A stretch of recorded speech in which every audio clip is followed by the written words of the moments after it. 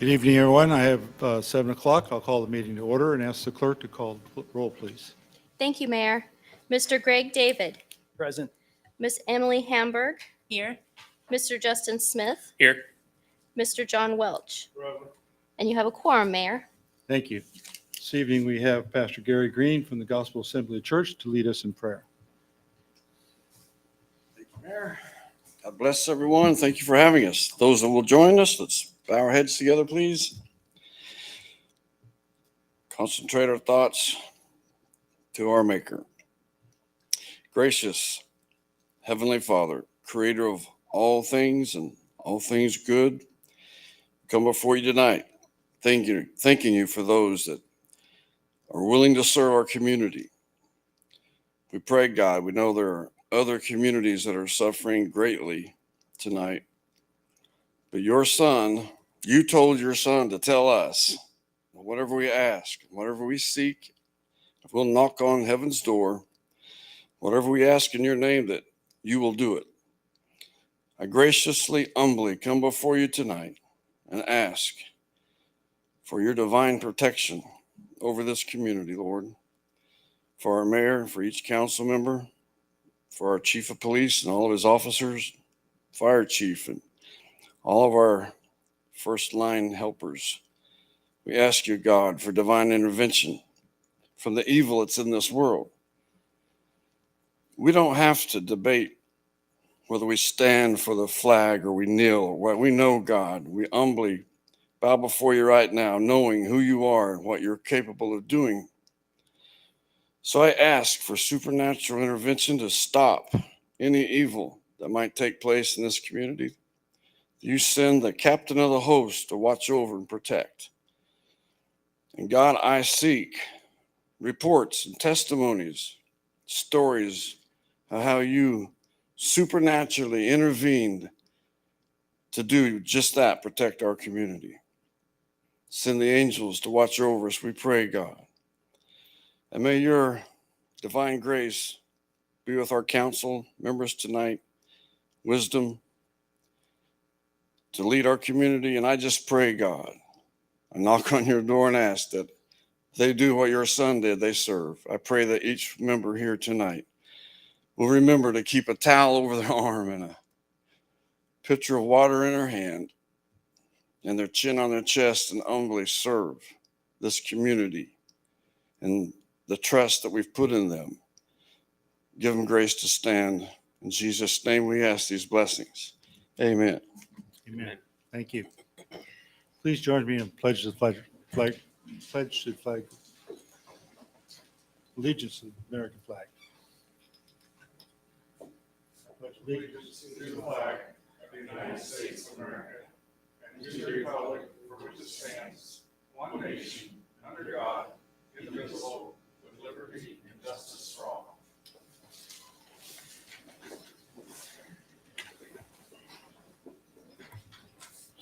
So, next item is a proclamation, and of all things, it's a National Flag Week, June 12th through 18th.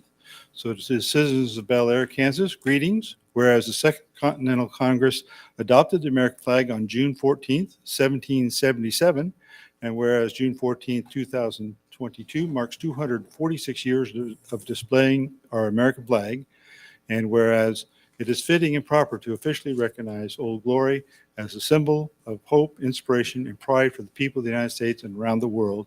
And whereas in order to commemorate the adoption of our flag on August 3, 1949, the Congress, by joint resolution, designated June 14th of each year as Flag Day and requested that the President issue an annual proclamation designating the week in which June 14th occurs as National Flag Week, and call upon citizens of the United States to display the flag during that week. And now, therefore, I, Jim Benage, by the power vested in me as mayor of the city of Bel Aire, and on behalf of the city council and citizens of Bel Aire, do hereby proclaim this week of June 12 through 18, 2022 as National Flag Week in the city of Bel Aire, and ask our citizens to reaffirm the ideals of our country by displaying our American flag at their homes. Next item on the agenda is determine agenda additions. Are there any agenda additions?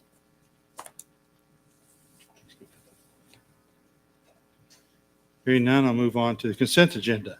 This only contains the minutes of the May 17th regular council meeting, and I believe we need to make an amended approval of those minutes. So the item 9B is Cindy LaFleur is the executive director and chief executive officer. I believe there was a typo or something misspelling in that previously, but as amended, I would take a motion.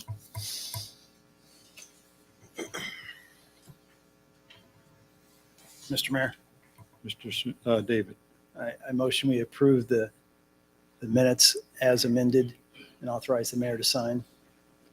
Did you say approve amended, as amended? Okay, Approve thank as amended. I'll second. you. Yeah, motion by Mr. David and a second by Mr. Smith. All in favor, say aye. Aye. Opposed, same sign. Motion carries 4-0. And the discussion and approval of appropriations ordinance. This reporting period includes 2 payroll periods as well as the bonded capital project expenses totaling $494,923.32. Mr. Mayor, Mr. Smith. make a motion to approve appropriation ordinance 22-10. I'll second. A second by Mr. Smith and a motion by Mr. Smith and a second by Mr. David. Any discussion? Mr. David, you have, you already seconded. Sorry. Thank you. I'll Mr. catch Mayor, up.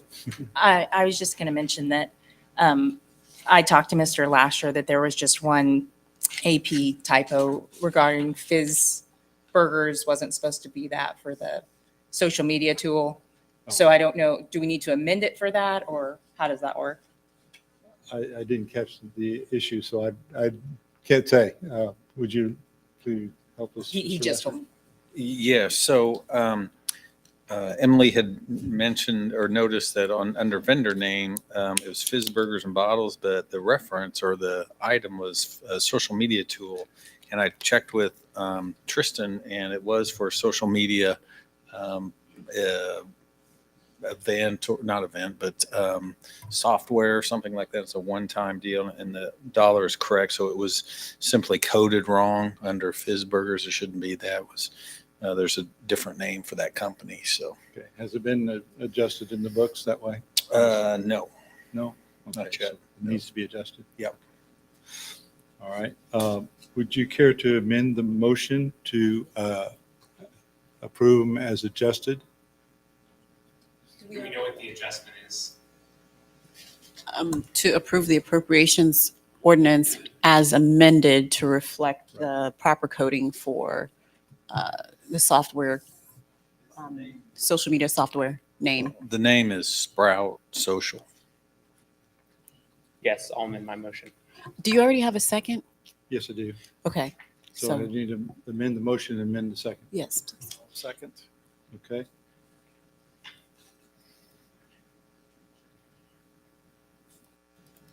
Just a second, let me make some notes here. Thank you for catching that. Any additional discussion? Hearing none, I'll call for a vote. All in favor, say aye. Aye. Opposed, same sign. Motion carries 4-0.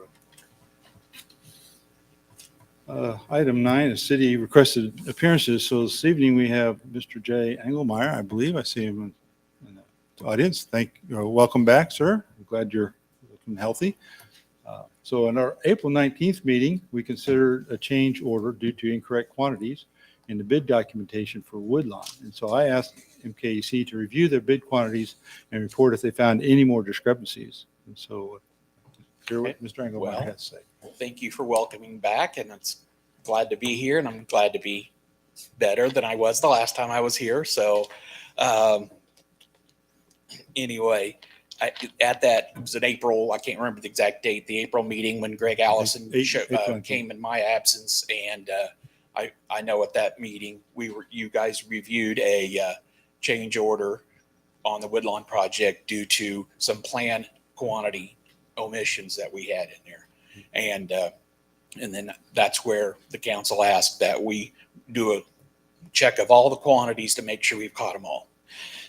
We completed that check, and basically the only other addition, we found one other additional plan change that's of any significance, and that was late in the design. We're replacing part of the fire station driveway, and late in the design, that was changed at the request of Sedgwick County, since the fire department belongs to them. We added the quantity, we added the plan notes in there, but that quantity change did not get added. So there's another around 120 square yards of concrete pavement that's going to need to be changed. When I found that error, I advised staff that in itself probably does not warrant a change order at this time, because throughout the project, there will be slight quantity changes based on changes that happen during construction, and that be caught at the end. And other than that, checking everything, there should not be any other of those plan errors. And I do apologize for those plan errors. It is a large set of plans, but that's no excuse. Those are the two that we had that you addressed that April meeting are things we should have caught, and we shouldn't have let come this far along in the project. So Thank you for helping us know what we can expect on that. okay. Rough dollar wise, what's 120 square yards of concrete cost? 120 square yards. I do not remember the actual bid price, but it's probably going to be, with the concrete in the base, it's going to be in the neighborhood of $10,000. Okay. And again, that could be something, if we don't want to add that to the cost, that was just at the request of the county that we add the extra pavement. And at the time, it was agreed to that we would do that. It's just, I think, to take into account some of that existing driveway is cracked beyond the limits where we were going to have, and it seemed like the right thing to do. So that could be, if that's just feels like it's going to be too much, we don't have to do that probably. So Okay, very good. I appreciate your reviewing that and giving us a report back. Thank you. And at this time, that was really all I had prepared. I didn't know if there was anything else at this time you wanted to bring up to me. I know just as far as the construction progress, that's something that the construction engineer probably should be doing. But I know with all the rain, things have been moving a little slower than desired, but hopefully we'll hit some nice, hot, dry weather. This may be a more an appropriate question for Dakota, but I've noticed that new sidewalk south of Rodeo has been covered with water and now mud, and that's happened through several rainfalls. I don't know if was poured too low, or if it's going to be okay when the project is done. But Okay. right now, there's a couple sections of that sidewalk which are underwater quite often. Okay. I'm not Yeah, familiar I'm with sure what's you- going on there. So Like I said, probably that- more of a question for Dakota because Okay. he's involved with that day-to-day stuff. So, yes. okay. All right. Thank you.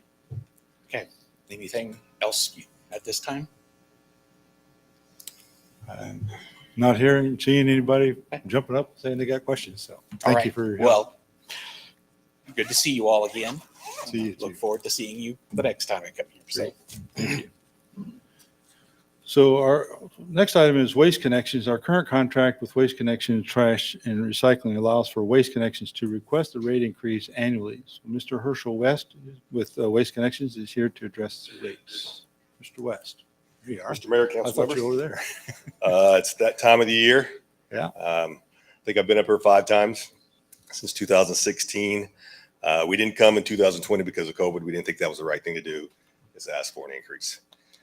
So we are requesting 2% increase. Well, first of all, I want to thank you for your business and see how things were going service-wise with the city of Bel Aire.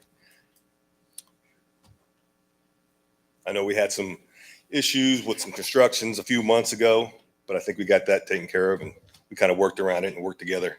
But I think other than that, I haven't heard anything. So I just want to make sure there's nothing that I don't know.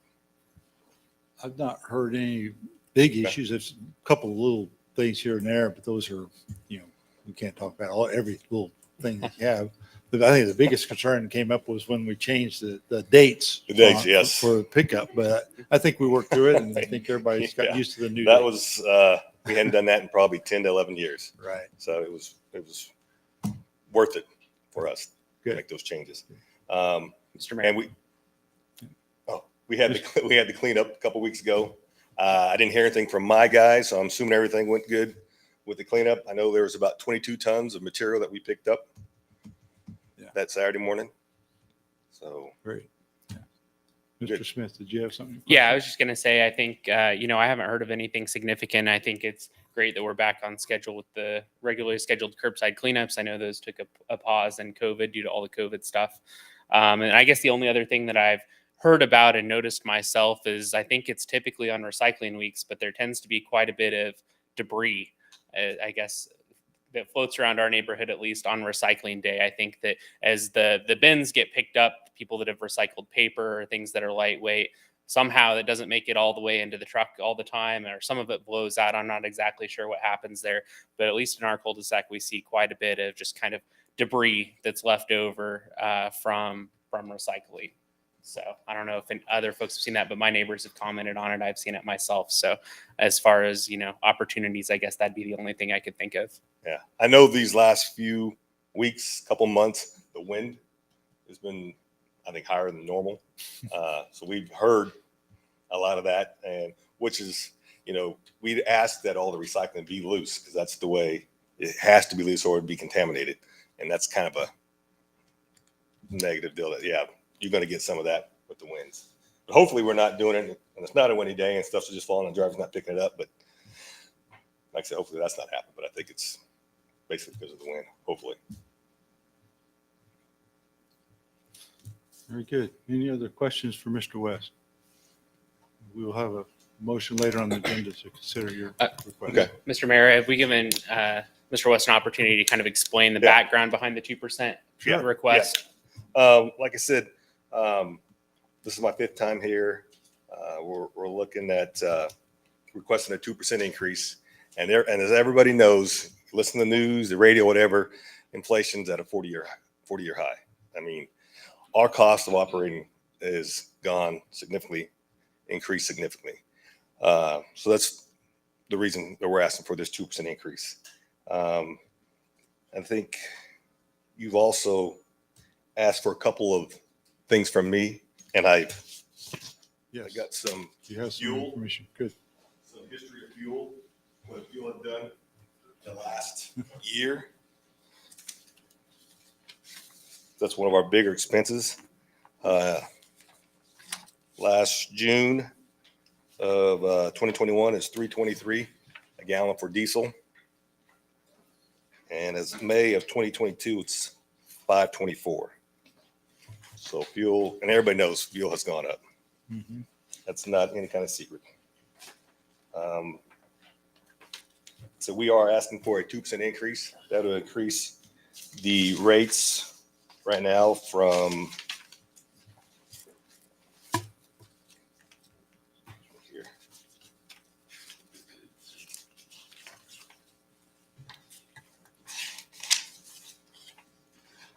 From $9.48 a month for a 95-gallon trash cart to $9.67. It's a 19 cents increase. And on the recycle cart, from $3.33 per month to $3.40. I think that's a 7% increase. So a total of 26 cents with the 95-gallon, because the majority of the customers have a 95-gallon trash cart and recycle. So that's a 26-cent increase a month. And about, what I figured, $3.12 a year is that we're asking for each homeowner that has a 95-gallon trash cart. You said 26 cents a month is for both of For trash both. cans and recycling. Correct. Thank you. You also asked for surrounding communities that have similar service. The only one around here is the city of Andover, because Andover and Bel Aire have the optional trash and mandatory recycle. That's how the contract is. Mhm. So they don't have to use us as a trash provider, but they do for the recycling. And the cost, like I said, for the city of Bel Aire with 95-gallon trash recycle, with the increase, right now is $12.81 a month for both those services. Andover, you're looking at a price over $17. And that's the only one that's really apples to apples, because it's, like I said, it's optional trash and mandatory recycle. There are some cities that we have a full franchise, which is paying $16.50 a month for 95-gallon trash and recycle. So Bel Aire has a real good rate. You mentioned you want to know about tipping fees. In 2016, tipping fees or price per ton was $59 in 2016 per ton. And right now it is $72 per ton for trash. And like I mentioned, operating costs, everything, and everybody knows here that runs a business or goes shopping, everything has increased. And like I said, we're only asking for a 2% increase for the whole year. Mr. Mayor, Mr. Smith. you may not know the answer to this because it's just something I was thinking about off the top of my head. But from 2016 to 2022, we've had a lot of growth here in the city of Bel Aire in terms of households. We've added a lot of households, but until tonight, I don't think the city boundaries have actually changed over the last number, maybe even 20 years, I think is what I understand. And so we've kind of added more density to the same area with more customers. How are you seeing that, impact the relationship with the city of Bel Aire and your ability to serve us from a trash perspective? Are you talking about picking up more trash? Yeah. Yeah, that's a good thing. I mean, Sicily is combined in the city limits. We're not have to travel miles to pick up a cart. So if we're just in your community picking up as many, we like to pick up as many as possible. Big the city grows. Yeah. So is that helping offset any of your cost increases? Well, we have to buy carts for each one, and carts have gone up. So anybody that new moves in, we got to give them a brand new cart. Trash recycling. Thank you. Any other questions for Mr. West? Would you like this report to be part of the official record? Yeah, you can have, yes. Okay. Very good. Thank you. All right. Thank you very much, Mr. West. I appreciate your coming, and we will consider this later in the meeting. Okay. Okay. Thank you. Next item on the agenda is item 10, citizens' concerns. Do we have any citizens that wish to speak to council this evening? I don't see anybody jumping up, so I'm going to assume not. So we'll move on to council member reports. Mr. David, would you like to give a report? No report, Mr. Mayor. Mr. Smith. Thank you, Mr. Mayor. I did attend the Chisholm Creek Utility Authority meeting on May 26th. It was a pretty short meeting, actually, one of the shorter ones that we've had. In that meeting, we did adjust the CCUA bylaws this past year when we were electing the chairman. We actually had a tie for the chairman seat of the CCUA, and our bylaws didn't clearly articulate how to break that tie. And so that was an interesting issue for the board to work through. And now the bylaws have been updated to clearly reflect how a tie should be broken in the future.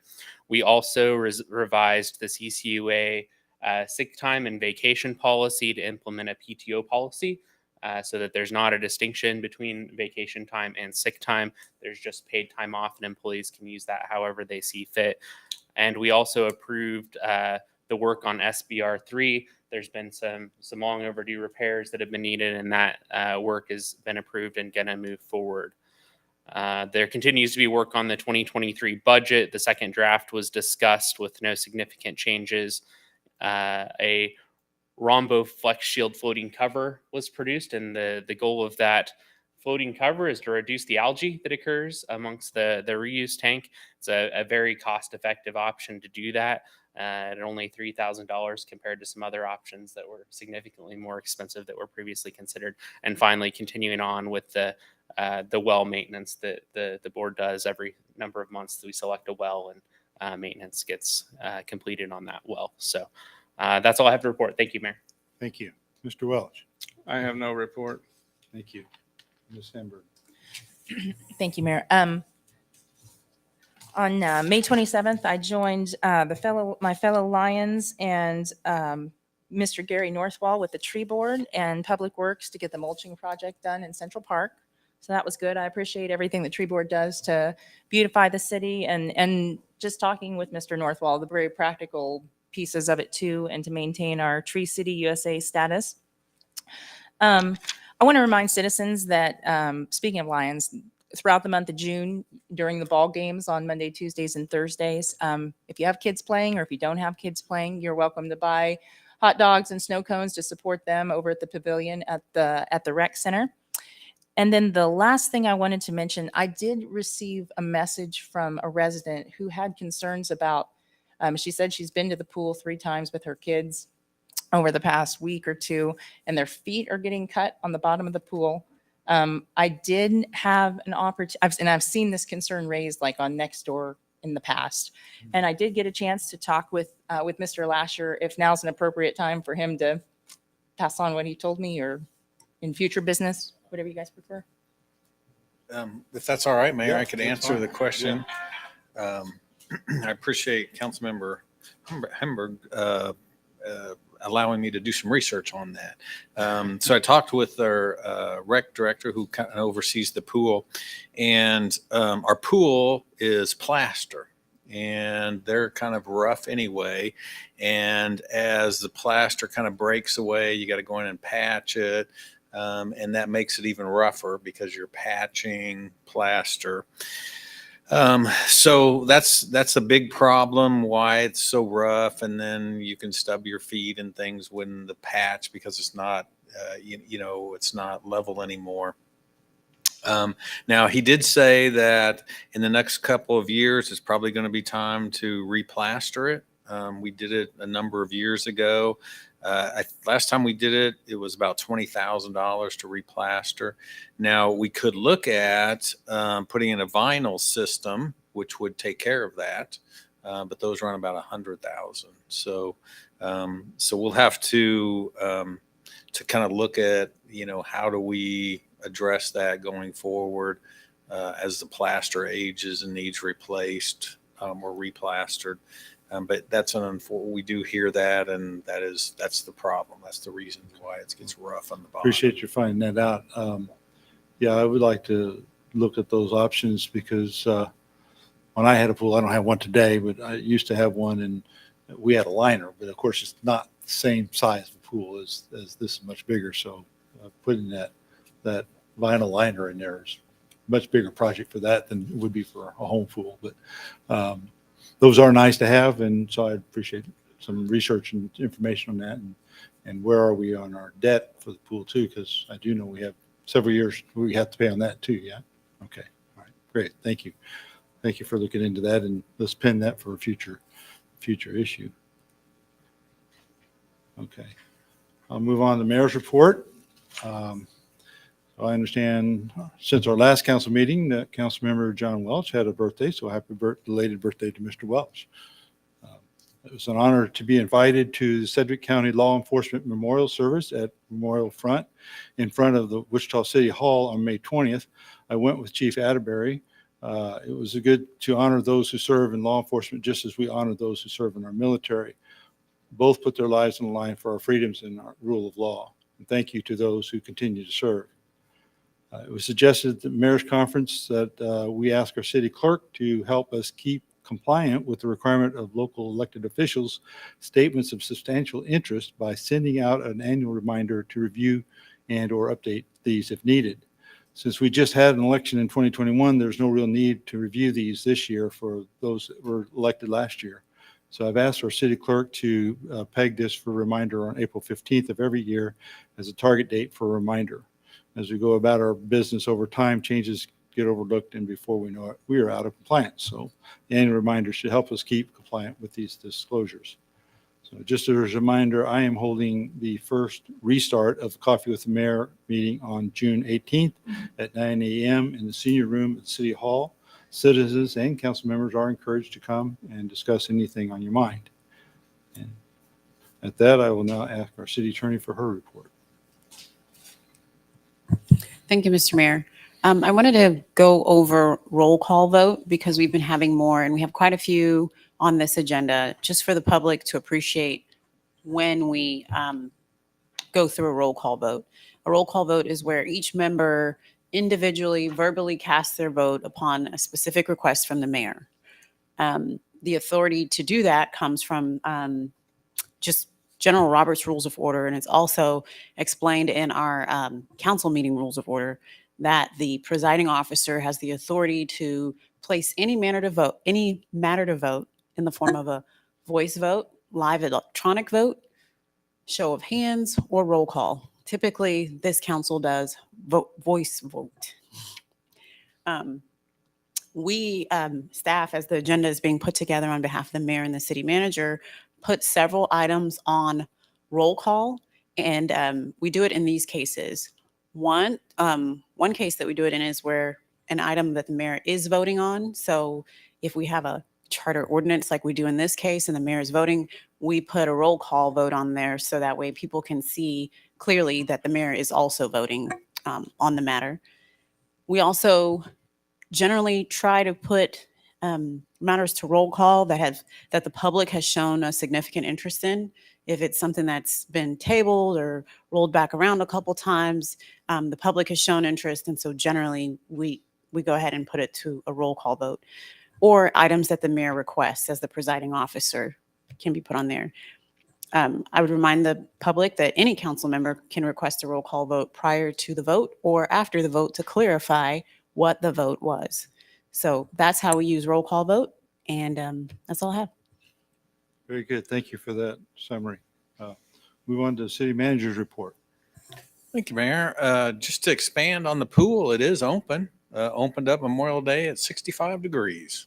So a little chilly, but it's warming up, I understand. And with this heat and humidity, hopefully it'll get even warmer. But it is open to the public. Citizens can buy season passes for family and individuals. They offer swim lessons. You can rent the pool for parties. So it is kind of a fun place during the summertime. So just remind our citizens that it's available. The big topic, which I'm sure everybody's been hearing about, is the Wichita boil ban or warning.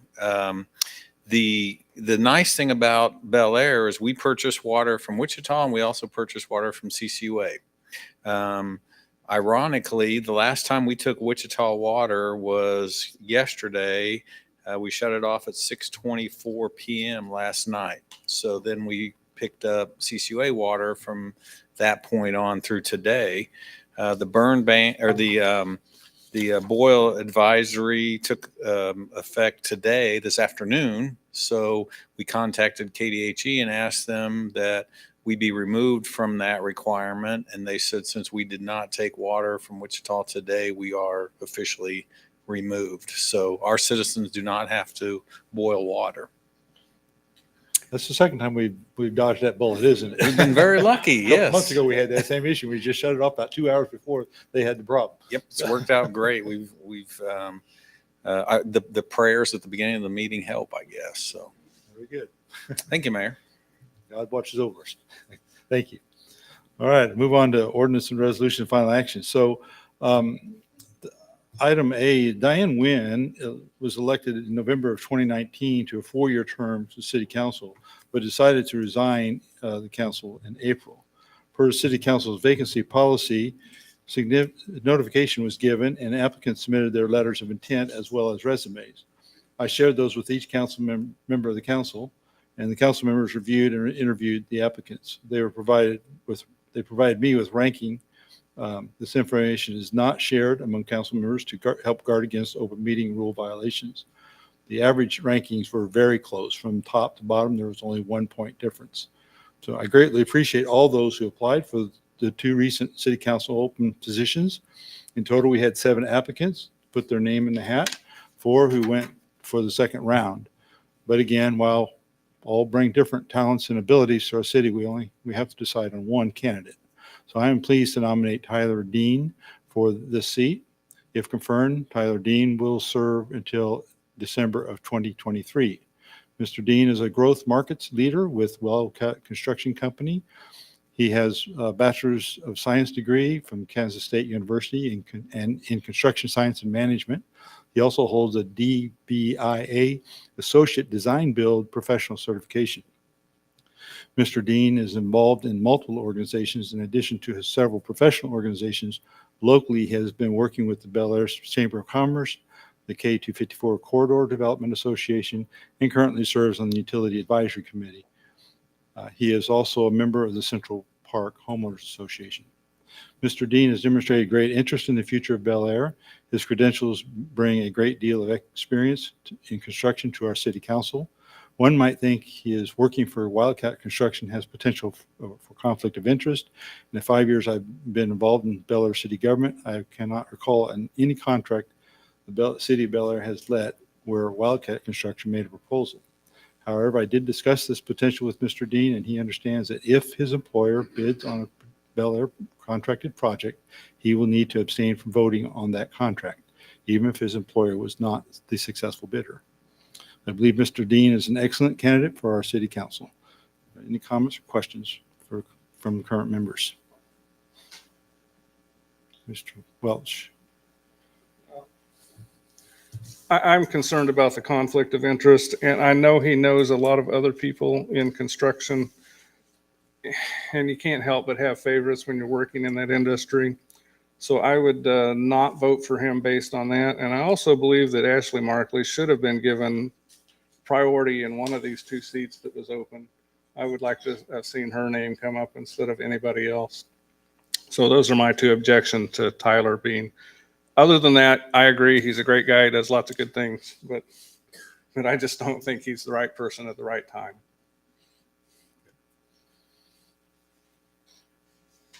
Any other questions or comments? Hearing none, do we have a motion?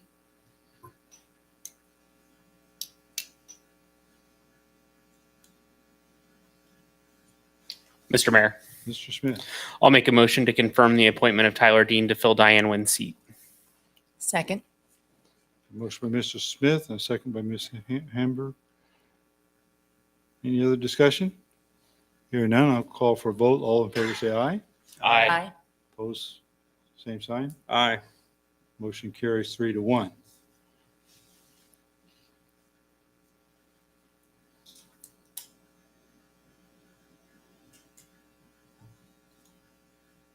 Okay. At that, we will move to a swearing in of new council member Tyler Dehn.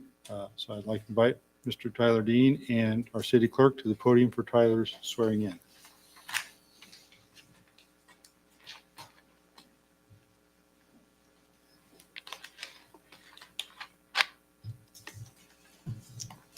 Hello. You can please raise your right hand for me and repeat after me. I, please state your name, I, Tyler Dehn, do solemnly swear or affirm do solemnly swear that I will support the Constitution of the United States, that I will support the Constitution of the United States, the Constitution of the State of Kansas, the Constitution of the State of Kansas, and the ordinances of the City of Bel Aire, Kansas, and the ordinances of the City of Bel Aire, Kansas, and that I will faithfully perform the duties of my position and that I will faithfully perform the duties of my position for the City of Bel Aire for the City of Bel Aire to the best of my ability. to the best of my ability. So help me God. So help me God.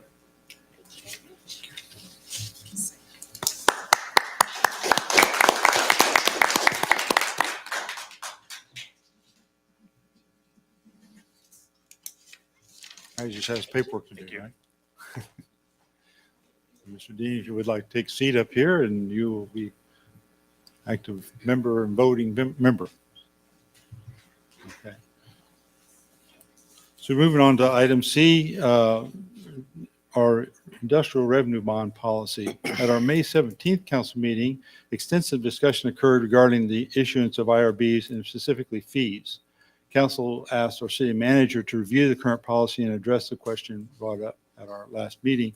Mr. Lasher has made suggested revisions to the current policy and is here to present ideas as well as answer questions. Thank you, Mayor. I've got some background and some information for you as you consider this policy for tonight. So in 2009, the city adopted an actual overall economic development policy. It was revised in 2012, but it had a lot of different tools in there. As you look through that, it really listed all the things that the city can do. And as we're talking about IRBs now, I went ahead and simply just pulled that section out of the policy. We're looking at a TIF district as well, and so I pulled that out, and we'll talk about that at the workshop. So tonight we're just going to discuss really an IRB policy. There's state statutes that specifically outline IRBs, what they can be used for, fees, all those types of things. Our original policy, IRB policy, was very prescriptive, complicated, left little room for considerations, and basically it allowed for waivers, and we did waivers on everything because it is so extensive. And so that's why in your packet is something a little bit more simpler to understand.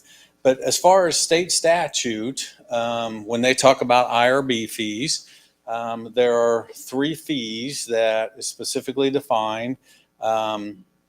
The administration, reimbursement of the city of actual cost for administrating and supervising the issue, that's one piece. An origination fee, which is another piece. And then there are pilots or payment in lieu of taxes. So those are 3 different fees that can be assigned. So the IRB application and annual administration fee, specifically, it says that those are fees that can reimburse the city for actual costs. So in your proposed policy, there's an application fee, and that's of $1,500. What it really does is reimburse the city $1,000 for a WSU cost benefit analysis that's required under IRB state statute that be performed. And then there's $500 for staff because we work on putting together LOI, reviewing the bond documents, et cetera, getting the whole IRB process through council. And then the annual administrative fee, again, is allowed. And that's proposed at $2,500, and that covers staff time and making sure the business is current on special assessments, issue annual tax abatement letters, review financials. So those are things that Ted does a lot of every year to ensure that the IRB holders are in compliance with the requirements. The next piece is the origination fee. We talked a lot about that at our last meeting. Specifically, the IRB fee or the origination fee can only be used for economic development purposes. And so it can't be used to reimburse the city for administrative or management costs. That's what those other 2 fees are for. And if it's used to subsidize taxes, then it has to fall under a pilot, a payment in lieu of taxes. So the origination fee can only be used for economic development purposes. Ted and I pulled out what kind of expenses do we have for economic development. And obviously the biggest one for us is land. The city went out and purchased a couple thousand acres, and that was to grow the city. It was sold for residential purposes. The city actually put in phase 1 of the Sunflower Commerce Park, and we were the developer of that. And so all of those costs, as well as when we act as a developer, there's special assessment fees that the city has to pay. And so you can see on the left, the origination fee of all the issues we've done since 2013. We collected about $400,000 in fees, and you can see our expenses for all of that, marketing and land debt and stuff, totaled over $12 million. And payment in lieu of taxes. So the issue with that is, again, that's where if you're going to talk about a tax exempt situation where you want the company to reimburse the city for some lost taxes, that's a pilot that would be required in the IRB documents. The thing about a pilot, though, is that it has to be shared with all the taxing units. So if it's $100, then the city, because we have 40 some mills, we would get $40, and the county gets 30 and the fire district gets 20. And so it's all split out.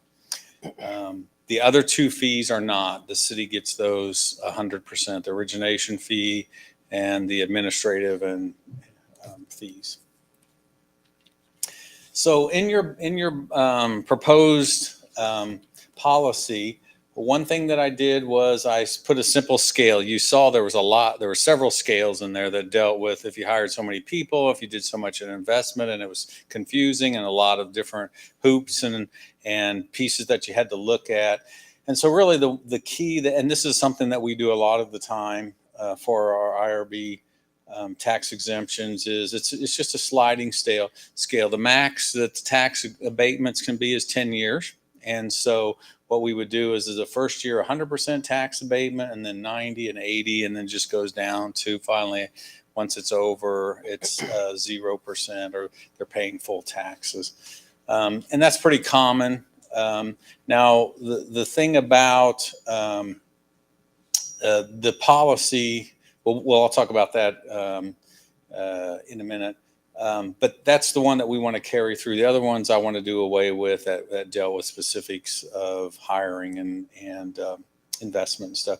The origination fee in our original bond documents were 2.5 to 6%. Obviously, we never charged that. And again, the council waived that because that's a large amount. And especially when we're trying to attract businesses, we didn't want a huge origination fee.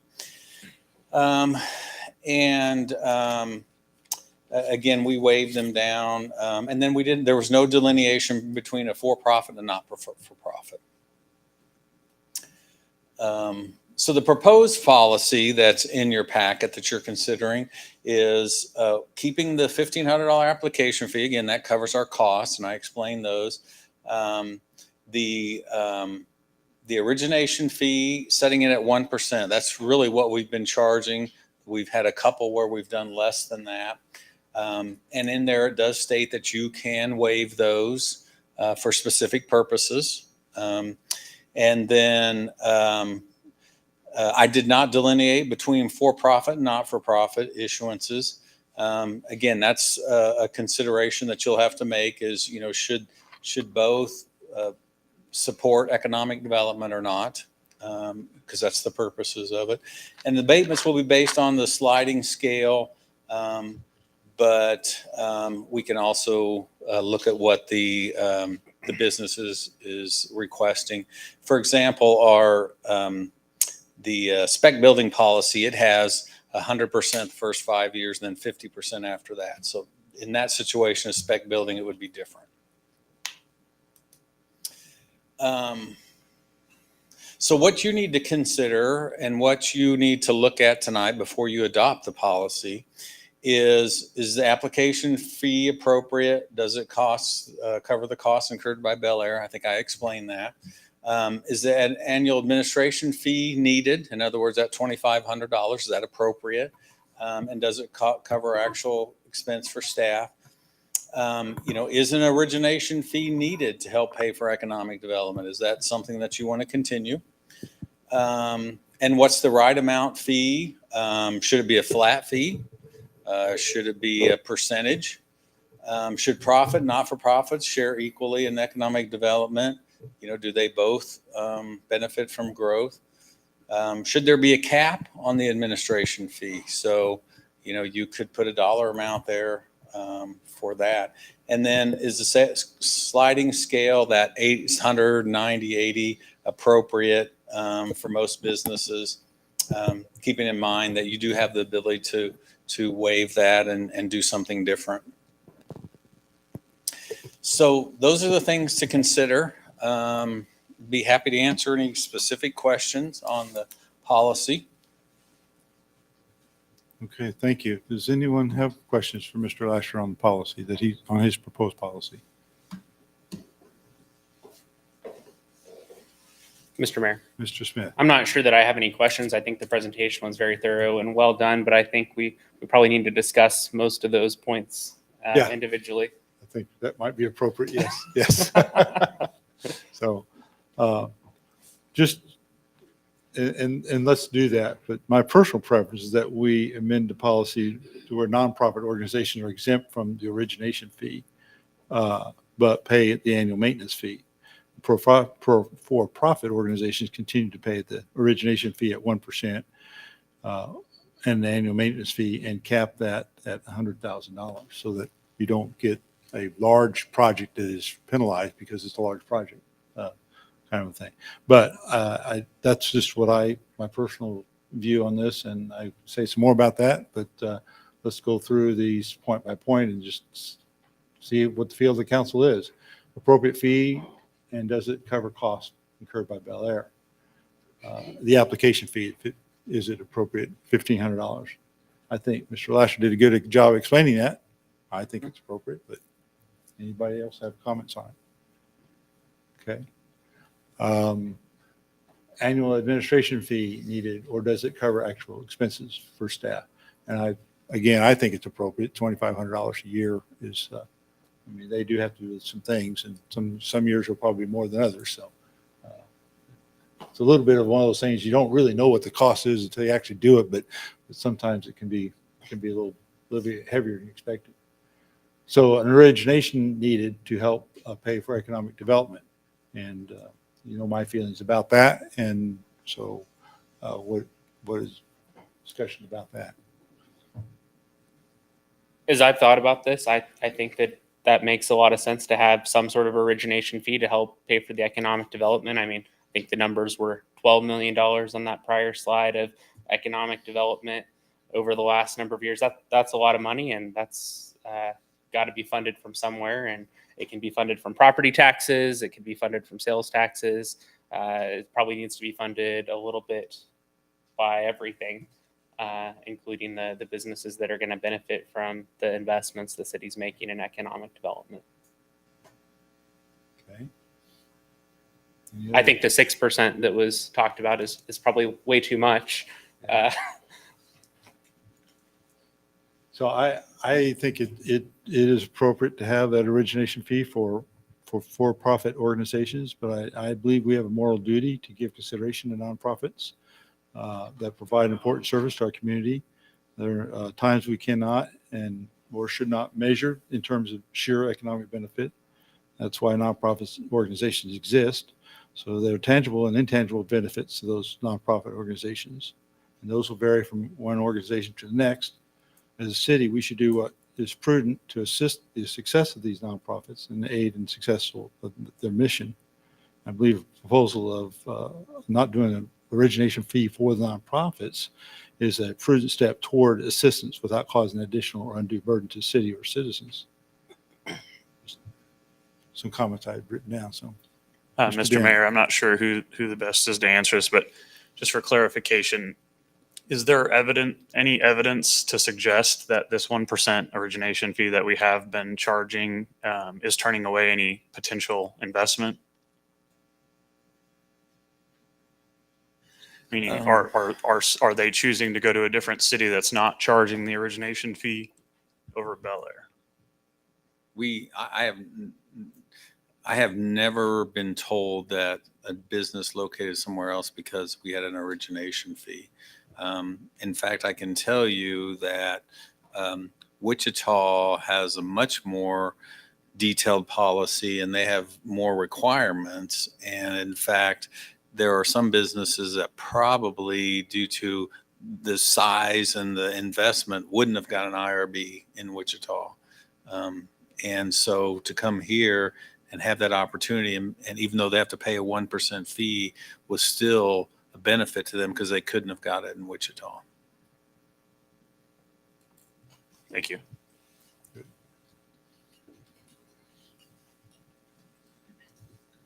Ms. Amber. So I can definitely appreciate where the mayor is coming from with the for-profit and nonprofit, and I really agonized over that. I tend to agree with staff after having more time to think about it that it's not really equitable, at least as I see it, to for-profits to have to pay it and nonprofits not to. I mean, a nonprofit status it's a tax status. And like you said, some of, what a nonprofit does or doesn't do can be really great. Some of that's in the eye of the beholder. I mean, I love Catholic Care and what they do, but voluntary charity is great, but making for-profits and nonprofits subsidize it, that just does not seem equitable to me. Mr. Welch. I agree wholeheartedly with our city manager's suggestion on all the points, actually. I think we should treat the nonprofits and the for-profits the same. I like the cap of the $100,000. I think we should charge the annual fees. One of the benefits of these RRBs is that they don't have to pay sales tax on anything they buy. So they're saving 7% on everything they buy versus paying us 1%, which helps the city do other things for the growth of the city. Mr. Mayor, Mr. Scott. I'll just add my 2 cents. I'm leaning towards the idea of being really consistent between the for-profits and not-for-profits. They're both organizations that are trying to build their organization and grow, here in the city of Bel Aire, and everyone benefits from that economic development.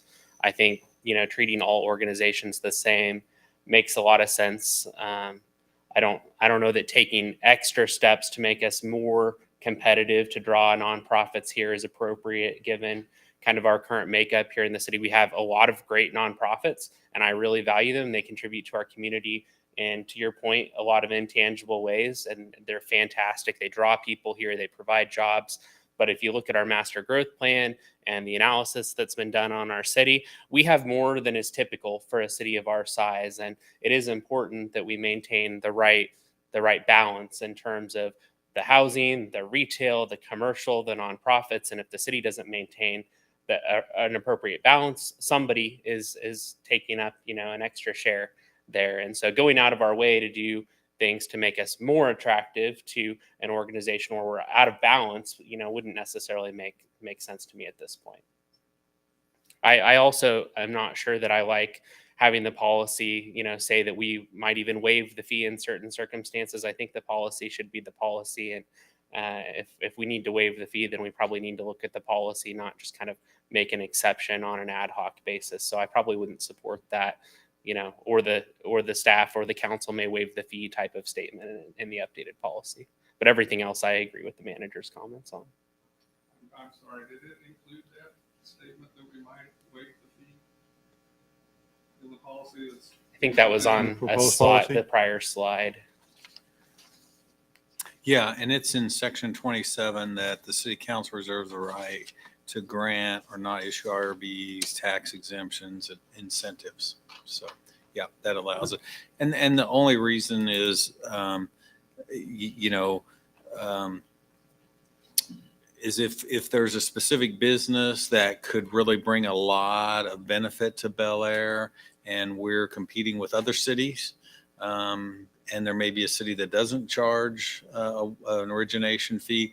That's the thing that I like about having that in there, is if we really wanted to go after whatever this organization was because of the benefits, you would have that ability to say, because of these things, we would be willing to waive an origination fee.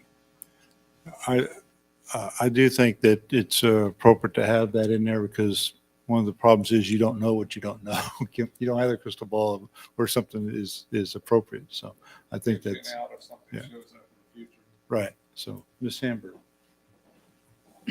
I do like the cap, by the way, because I don't think we should put large bond issues at a disadvantage.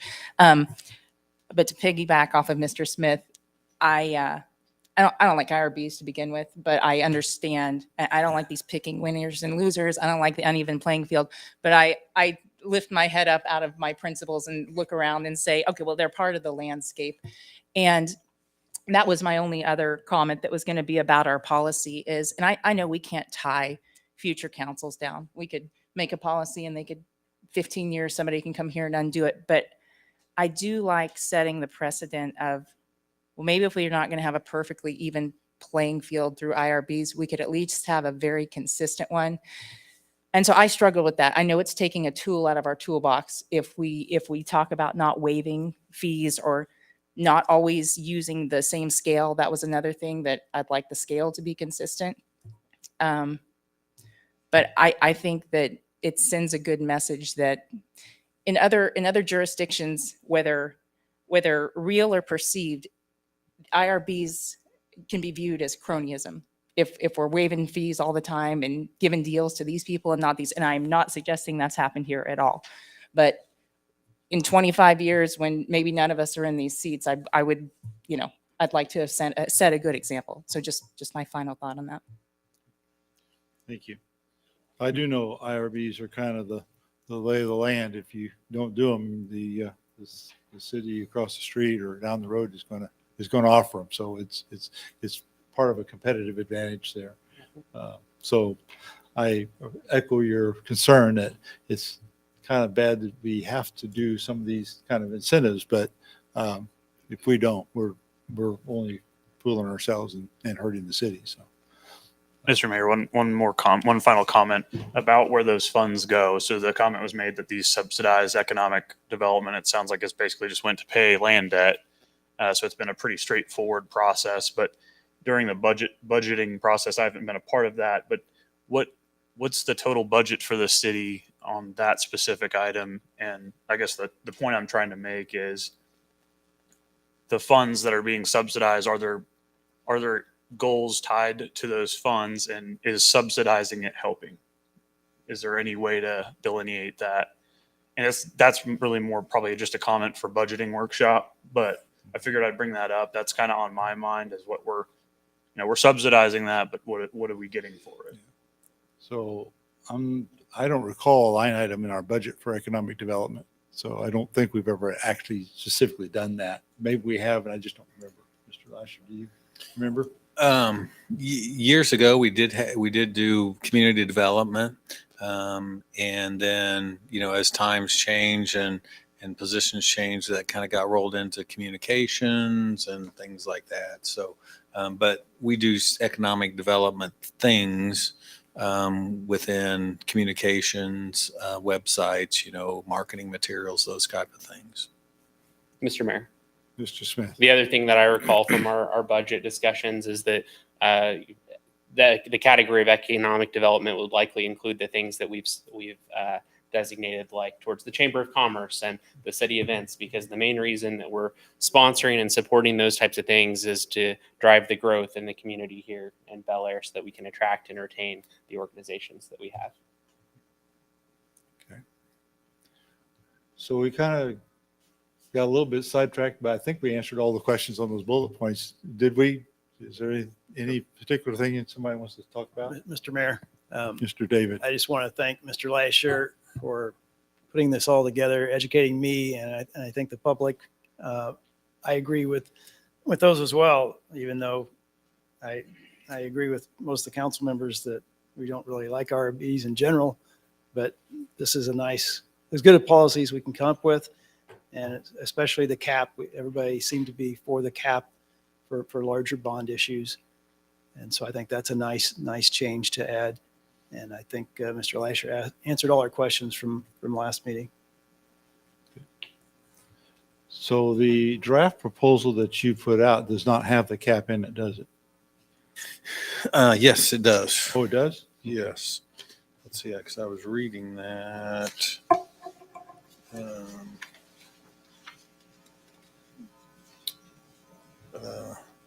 On section 24, under origination fee, the fee shall be capped at 100,000 per IRB issuance. Okay.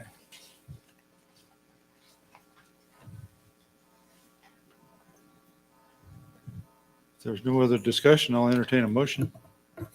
Mr. Mayor. Mr. Smith. The only other thing is, I brought up, and Councilmember Hamburg also commented on the waive, or the ability to waive the fee. And I'm still leaning towards not wanting that ability. I appreciate the comments that you shared in terms of, if there's a really big project and we're competing with other cities and we have to consider something there, I can appreciate that. But I guess the flip side of that is if $100,000 is the make or break on where they're going to locate their business, and an organization of the size that, is making 1% of the investment is $100,000, I don't think that that's going to be the deciding factor. And so I think it's really unlikely that situation is going to occur. I don't know where the rest of the council members stand on that, and maybe some clarity on that would be good before we actually consider the final proposal. I hear what you're saying, and I can live with that quite easily. Yeah, I would tend to agree, especially if we don't have any evidence that we've lost business, so to speak, because we even had this 1% fee. So I would tend to agree and lean to not have that in the new policy. Ms. Hamburg. So for clarity, is there a way that we could walk through the changes and vote on them individually? I'm not sure. It's not drafted that way. I think Ms. Kelly, would you care to elaborate on how we could do that? Sure. You can take apart the policy. You can also talk through and kind of come to a consensus on what as the motion is being put together. You can go through the items that you're comfortable with during discussion, and then maybe you can. One way to do it would be to pass an amended policy that once the discussion has happened and you know the items you're having consensus on, that would be what you would approve.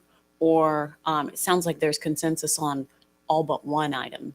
So you could have someone present a motion on first the item that there's not consensus on, and then roll it into the other item. So there's a few ways to do it, but you do have the right to break out as much of this as you want in any motion. Mr. Or any Mayor. several motions. Mr. Smith. Are there any other, I thought I was hearing consensus from all the council members on everything if we were to revise it to not include the ability to waive the fee, the exception of the mayor who doesn't support that, but I don't think he gets to vote on it anyway. Right. And so I guess, is there any other specific items that folks? I'm fine with it if we strike that one sentence out of section 24 that the fee could be reduced or waived. Oh, and the issue of nonprofit versus profit, we're in agreement that it should be equitable and the same for both? Okay, then I'm comfortable. I actually like the option of leaving it open for that. What we don't know comes up. Well, I kind of agree with that statement, but I also agree that $100,000, if that's going to kill a project, it's probably not going to make a difference. And that's only a really big project, in which case they wouldn't be paying the full 1% anyway. Mr. Mayor, Mr. Ty, Dehn. I think you may have even said most people do ask for that to be waived. It feels like you probably have dealt with that issue in the past, and it's probably not going to end. We're probably going to continue to get that request. So it doesn't really need to be in there because we're going to probably have to entertain it and deny it if we choose in the future. Does that make some sense? Mr. Mayor, Mr. Smith. I think what you may be saying is that if we leave that statement in there, we're likely to get asked every single time to waive the fee. Is that? Yeah, more or less. That's exactly what I'm saying. It sounds like it's happened before, and this is only going to encourage that to happen. It's happened before and it's been waived before, right? To get business. Yes, there has been, we pull up, I have my notes here. There was, I think, one instance where we did waive the fee. There were two instances where we waived the fee. One was Bootsy, and that was because they paid to put a rail siding in. So that was a benefit. The city said, we'll give up that fee if you put the rail siding in. And then Epic Sports was one where, and that was one where I mentioned we were competing with another city and trying to match their incentives, and they didn't charge an origination fee. And so that's why it was waived, and they came to Bel Aire. So If you put a policy in place that doesn't have that option, you either have to modify the policy when you have that situation come up, or or say, no, we have no option but to charge the fee. Mr. Mayor, Mr. Smith. I'm going to make a motion to approve the revised IRB policy as amended, striking the fee may be reduced or waived due to higher economic value as recommended by the city manager from section 24. I'll second.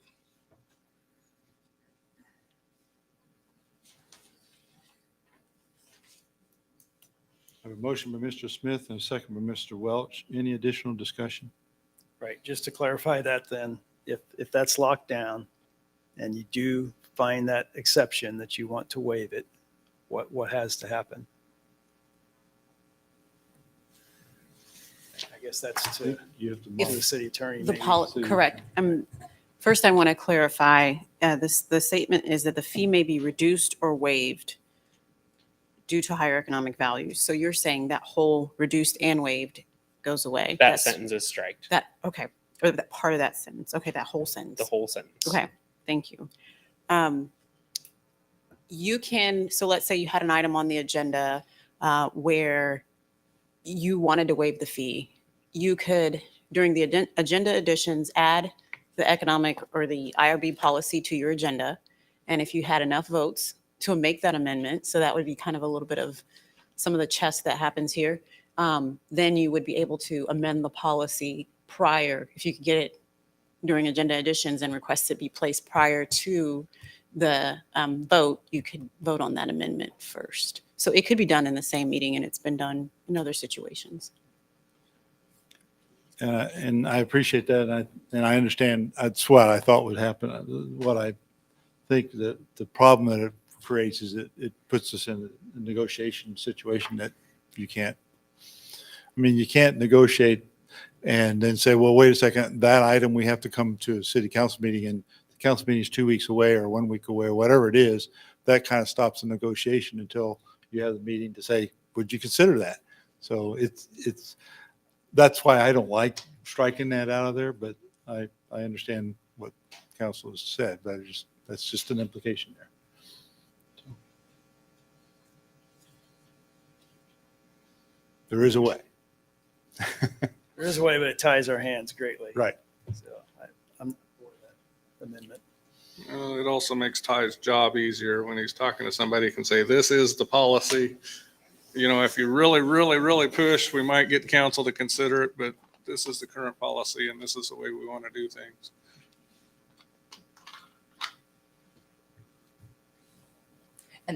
And that's really my spirit as well, because I appreciate Ms. Kelly's explanation, because we don't have a crystal ball. Maybe in a year we will want to, amend this for a special situation, but I want to force ourselves and other councils and not have Mr. Ty or Mr. Lasher, we have to take an extra step and really mean it and have consistency, unless we're going to actually go to the work of changing the policy.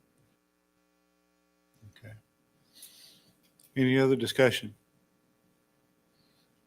Okay, I have a motion and a second to approve the policy as amended by striking a sentence in section 24 concerning fee waivers. And that is the motion and a second. So I'll call for a vote. All in favor, say aye. Aye. Opposed, same sign. Aye.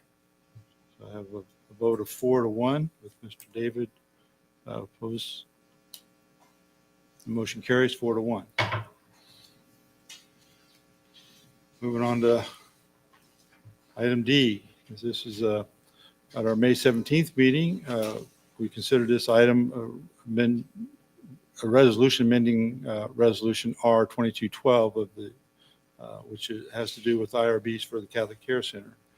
So we had several questions, so I think we walked through those questions. Mr. Lasher's done a pretty good job of giving us actually a great job of giving us a rundown of where we are. So so now we consider this IRB amendment. And just a clarification, Ms. Kelly, or maybe our bond counsel can help us with this. If we're not changing this resolution, do we need to call this motion up?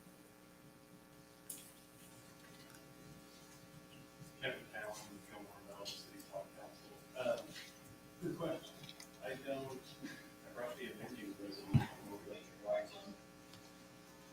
Is that mic on? Is there a light on? There. Is that on? Yeah. Okay. I think you got it. Thank you. So as I understand what you just approved, that would mean a $100,000 origination fee and then a $2,500 annual fee. Mr. Mayor. And- Is that correct? I've got a couple questions here. So Sorry. let me see what the questions are. So Mr. Smith, I was just going to say, I don't think that's correct. We have a cap of a $100,000 origination fee. The origination fee is 1% with a cap of $100,000. Yes. and Mr. Which oh. applies here because it would otherwise be 200, but correct, I agree. It would be $200,000 or thereabouts and No, that's not right math. They're only asking for 20 million, so it'd be 20,000.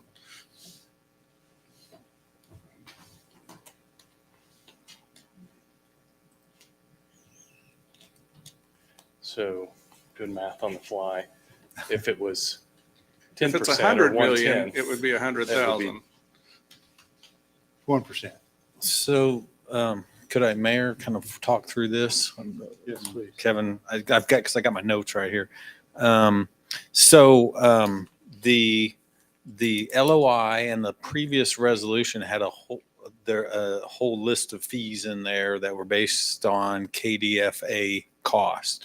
And I think the total amount came to 130,000 or something like that. Okay, so we do need to And consider so this. you will need to change that because as Kevin was saying, the cap does come into play now because the total fees included in that original resolution approved were 130-some thousand. Okay, very good. Thank you for the clarification. I've still got another question. Yes, I know. This is for our attorney.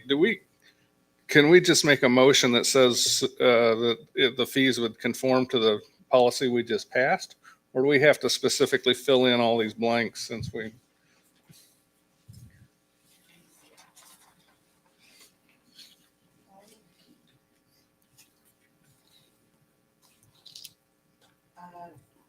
Is that following fees gap and amount?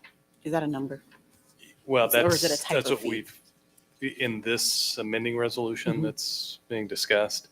Yeah, that's what I was thinking would be completed As a with- number, though? with a cap and Okay. then an annual fee. And that would address the amendment of the letter of intent. Now, I think you could by motion, second vote, change what you've heretofore done, but it's in a resolution. And so then you'd have a resolution and then some minutes that showed you changed something in that resolution. I think that was the idea behind the amending resolution, so that you take the same action level of formality with an amending resolution that you had in the original resolution of intent. But Okay, I so think- based off of that, what I would recommend is that you spell out what the fees would be. So there's no reference to the policy. It would be, I would state So- the, In the blank that says the following fees, we'd say a 1% origination, correct. 2,500 or whatever it was, filing fee. Was it 2,500 or 1,500? 1,500. 1,500 filing, and an annual 2,500 for what I forgot what we call that. Maintenance. Maintenance. Maintenance. And then I would say that, and then I would still say in accordance with the policy passed on certain date. So if there's anything we're missing, we have that catch-all. yeah, so if I'm tracking, instead of just filling in the blanks, it's, but not limited to the origination fee of 1%, the 15. application fee, the annual fee Correct. as provided in the city's policy. Correct. Okay. Ms. Hamburg, did you have more questions? Well, I'm looking, this was before I was on council. I think this is what was approved on May 3rd was, so this, and then I had an additional question because it says because the total came to, I think, 0.5% total, and it was $125,000 total. And if I'm reading this right, it was originally the $65,000 origination fee up front, and then over 10 years, various fees that totaled $60,000. But those various fees that total $60,000 over 10 years are being called an annual city administrative fee. So that is different than an origination fee, isn't it? Yes. So we're going to do, just so I understand, we're going to do something totally different and have it be $100,000 origination fee upfront because of the cap. It won't be 100,000. It would- $20,000 because they're asking for 20 million or somewhere around there. The bond request is it 20 or 25 million? 20 million? Okay, so it's 20 million, so it'll be a 1% would be- $20,000 fee. The 1% is 200,000. Oh, 200. Oh, Yeah, that's okay, what- so it is 100,000. Mhm. Okay, I'm sorry. Getting the zeros off. Sorry. Okay, so it will be, so what the effect of that policy is on this particular thing is a $100,000 origination fee. It is a $2,500 annual maintenance fee and a $1,500 filing fee. Okay, And upfront, and this and that schedule goes away. goes away. Okay. That schedule goes away. But the Thank you. cap is on the origination fee or on all the fees? I understood it to be on the origination fee. Please Okay, clarify, just want make to sure clarify everybody- that. Okay. Okay, so then that's but we're still getting rid of those administrative fees because in here, they didn't meet the $100,000 threshold through just the explicit origination fees. We came to 125,000 by adding on the 60,000 over 10 years. So we're making everything origination fee now and none of these old fee schedule Well, for, there's still three components. There's the filing fee. right, Okay, there's origination fee, and then the annual maintenance fee. okay. Mr. Mayor. Mr. Smith. I was thinking that the requester had asked that the origination fee actually be spread over the bond period in the first version of this, and that's why we're seeing what we're seeing in the original documents was that $100,000 was actually spread over the life of the bonds, not an upfront origination fee, and that request had been accommodated in the first version. I think that's some of what we're seeing there. So is that still doable here? Is that? Okay. Could you please come to the podium and identify who you are and tell us what your Hi, input Brenda is? DeHaas with Catholic Care Center. We can pay up front. We don't need it spread out. We were staying consistent with the other example of the fees. Okay, thank you. And just to clarify, Mr. Mayor, the new policy limits that, just limits that origination fee to $100,000. Right. It does not limit, it's not the total sum or sum total of all the fees, so. Right. Yeah, it's, you have all the other fees still occurring. Correct. Yes. In theory, the manual maintenance fee could Take you outrun the origination fee. Probably never will, but in theory it could. Right. Okay. Any other questions or concerns about item D? Mr. Mayor. Mr. Smith? I'm not 100% sure that I know exactly how to word this motion given given the text that's there. So I'd ask our city attorney to please advise us more specific, or our bond counsel to advise us more specifically on the correct motion here. I would just review that we have three components that need, I'm reviewing that we'd have three components that need to be in the motion, and they would be actually four components. One would be the 1% origination fee capped at $100,000, $1,500 filing fee, and $2,500 annual maintenance fee. And then the fourth element of that dash would be, and in accordance with, I think Kevin said it the way he wants it, kind of in accordance with the city of Bel Aire IRB policy approved on June 7th, 2022. Kevin, is that what you understand, or were there some other or Yes. reverse? So it's not as presented, it's as amended as you described, or as Councilmember Welch may describe in his motion, but that is what I had in mind. Okay. So that council policy approved.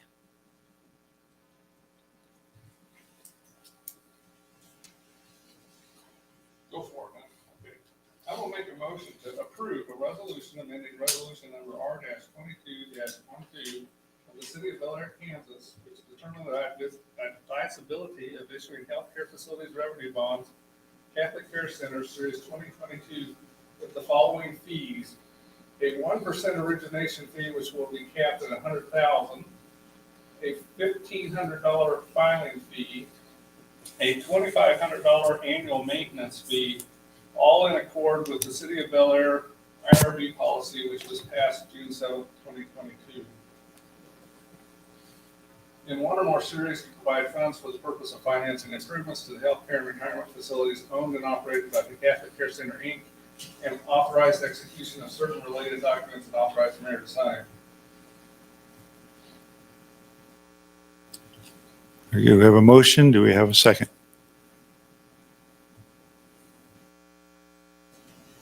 Second. A second by Ms. Hamburg. Any additional discussion? Hearing none, we'll go on for a vote. All in favor, say aye. Aye. Aye. Opposed, same sign. Motion carries 5-0. Moving on to item E. So at our February 15th meeting, council approved a letter of intent to issue industrial revenue bonds for Homestead senior residences to construct senior living apartments. At our April 5th meeting, council held a public hearing where taxpayers and interested parties were given the opportunity to speak on the matter.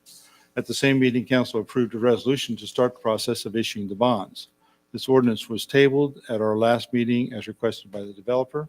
It is now back on the agenda for approval. In addition, the IRB policy was revised earlier in the meeting, so under item 12C above in the agenda, we will need to insert those fees as outlined in the policy. And Kevin, Mr. Cowan is still here to answer questions. Right, so tabled last time, as I had explained, there were some potential document changes that on the developer side and lender side were still in the works, and those documents have been finalized. All of the documents approved in this ordinance are now in final form. So no impediment to passing the ordinance tonight. I would add that the schedule, if the ordinance is passed tonight, would involve a closing on this issue in a couple of weeks, June 22nd. Does that need to be in the motion? Not the closing. No. I'm looking in here and I don't see the fees spelled out. Do we need to do the same thing we just did for the Catholic Care Center? Yes. You do. No, I don't think, I'm not necessarily recommending that because you don't have the issue where you have something on the table and you're amending it and you need that record to be kind of to fill any gaps and confusion. Here, you're just doing it in accordance with the current policy unless Kevin wants some No, more detail. I agree. Catholic Care was unique in that the resolution of intent, that original one from early May, was very specific, had the table about what the fees were going to be, and this issue didn't have that detail to it. And Mayor, that was the issuance is 8 million, so that's 80,000, so it doesn't reach the cap. Mr. Mayor, Mr. Smith. I'll make a motion to approve an ordinance authorizing the city of Bel Aire, Kansas to issue its multifamily housing revenue bond series 2022 Homestead Senior Residences Bel Aire LLC for the purpose of paying costs to acquire, construct, and equip a senior residence facility, and authorizing certain other related documents and actions as presented, and authorize the mayor to sign. Motion, do we have a second? I'll second. Second by Mr. Dean. Any additional discussion? Hearing none, this is a roll call vote, so I'll ask for city clerk to call the roll, please. Thank you, Mayor. Mr. Greg David, Aye. Mr. Tyler Dehn, Aye. Miss Emily Hamburg, Aye. Mr. Justin Smith, Aye. Mr. John Welch, Aye.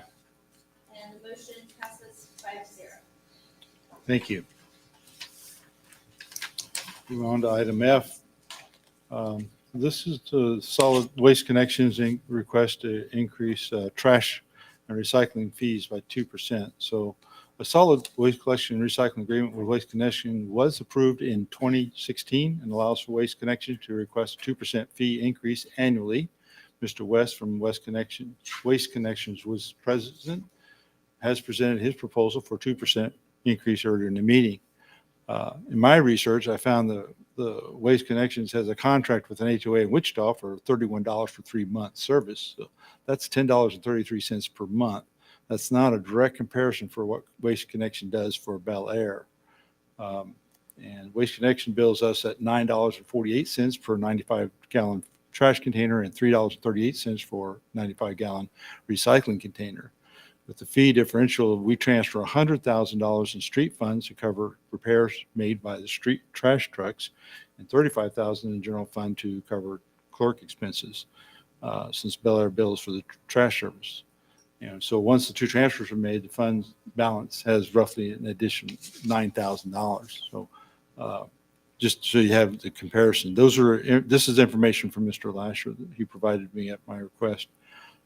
So the additional services that we get from Waste Connections are portable restrooms at Bel Aire Park, 2 curbside cleanups per year, shredding truck and for shredding day, trash carts and portable restrooms for spring and fall festivals, trash carts and portable restrooms at Rec Center, trash and recycling carts at Public Works, a 20-yard dumpster at Public Works, and trash and recycling carts for the pool.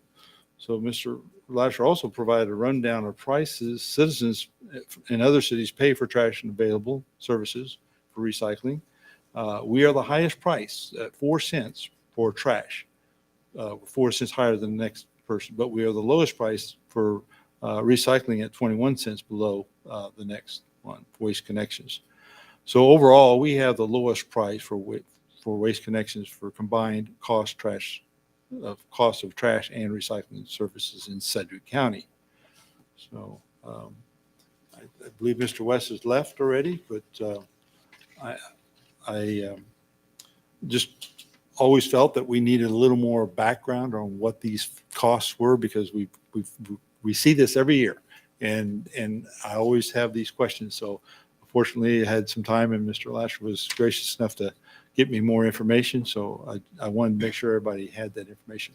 Mr. West says this is a 26 cent increase on the fees we pay to them. We charge the citizens a little higher fee, but it's a competitive fee compared to, actually it's lower than all the surrounding communities on these fees. So that's where we are today. If we do a 2% increase, it's more than 26 cents, because that's what he goes to him, right?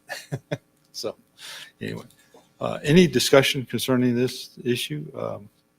I guess I'm not saying we should do this or we shouldn't do this. I'm not giving an opinion there. I just want to give you some background information. So, okay.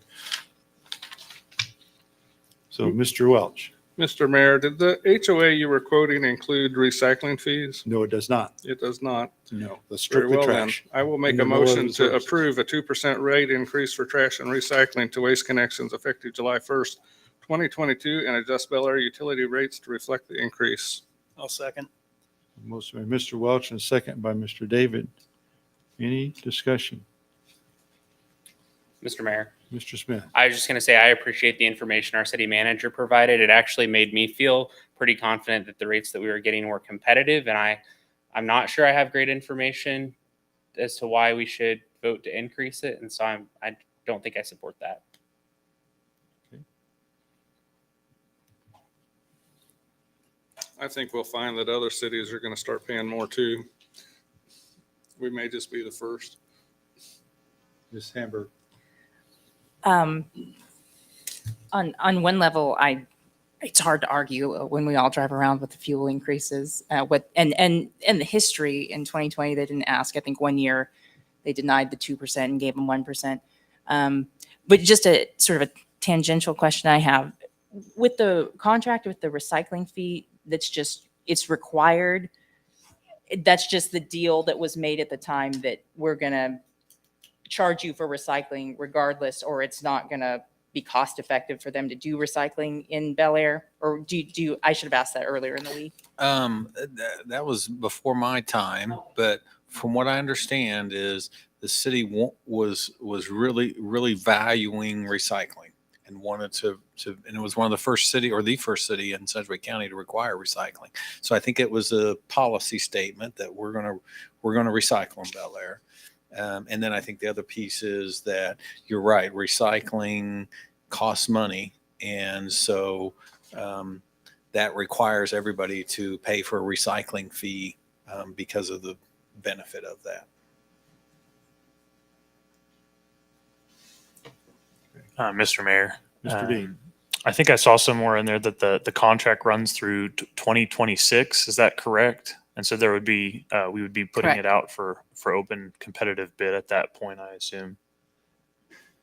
That's correct. Of course, the contract does have a termination clause, so it could be terminated before that, but it's set to automatically renew until 2026. Right. Considering the conditions and kind of thinking about being business friendly and trying to grow, I guess I would lean towards approving this request just because they have not asked for it or received the full 2%, which is allotted or at least allowed to be requested. So I would vote in favor of the 2% request this one time. Okay, I don't think we've ever approved a 2% rate increase on this, have we? Does anybody remember? Yeah, I don't have that in front of me, so I don't remember. It was in the packet. It was less last year after much discussion. Yeah, I know we did approve a 1% one time, but I don't remember. That was 2%. last year or last time we did this. Okay. All right. Any other discussion? Mr. Mayor. Mr. Smith? I was going to add, I think fuel costs have gone up, and so that does Yep. come into play. But we've also added a lot of more dense housing here in Bel Aire, where you're getting more customers, more business in the same amount of area, which should be driving costs down as well, because you're not having to drive those trucks as far to service more customers that are paying the same rate that customers are that are driving further to pick those up. We've added hundreds, if not maybe even 1,000 rooftops since 2016. Mr. Lasher probably has the numbers. So I think it's important to consider that as well.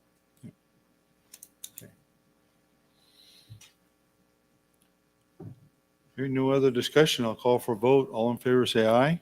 Aye. That didn't sound real It just positive. sounds like I heard 2 ayes. Is that correct? I didn't get into the mic. I was an aye. Okay, so 3 ayes. Opposed, same sign. Aye. So I have a vote of 3-2 with Mr. Smith and Ms. Hamburg opposed.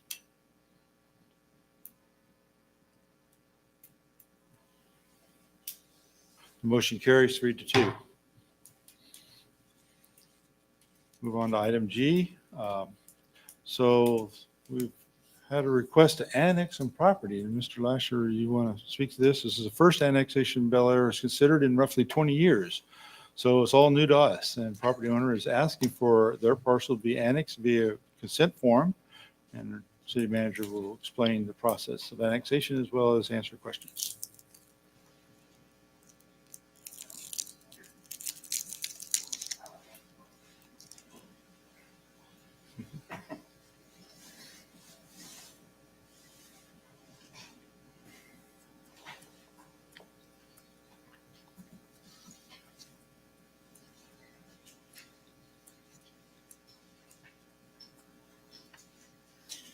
So you're right, Mayor. While he's trying to get up the PowerPoint that actually shows where it's at. Since I've been here, we've not annexed any property. When the city purchased about 2,000 acres, that was part of that strategy, was to obviously annex it all into the city to make it larger and grow the city. So this is the parcel that is being requested to be annexed. So there's a lot of requirements related to annexation. I'll cover those. But this is 45th Street and this is Webb Road. This parcel here in 80 acres is owned by Jabara Airport. And then this is the parcel here that you're being requested to annex by the property owner. Just a minor clarification on that, sir. Is the portion of the road, north of railroad track part of the annexation? It is not. So this piece right here is not separate owner land. It's already Not incorporated part of in the city either, is it? Nope, it's not part of the city. Oh, it is not. So it'll be an island. Yes, so, and that will be, so this will be part of the city and this will be an island, and we'll have to look, and if it's less than 20 acres, it's up to you to decide whether you want to annex it or not. You can do that. So it's privately owned. Yep.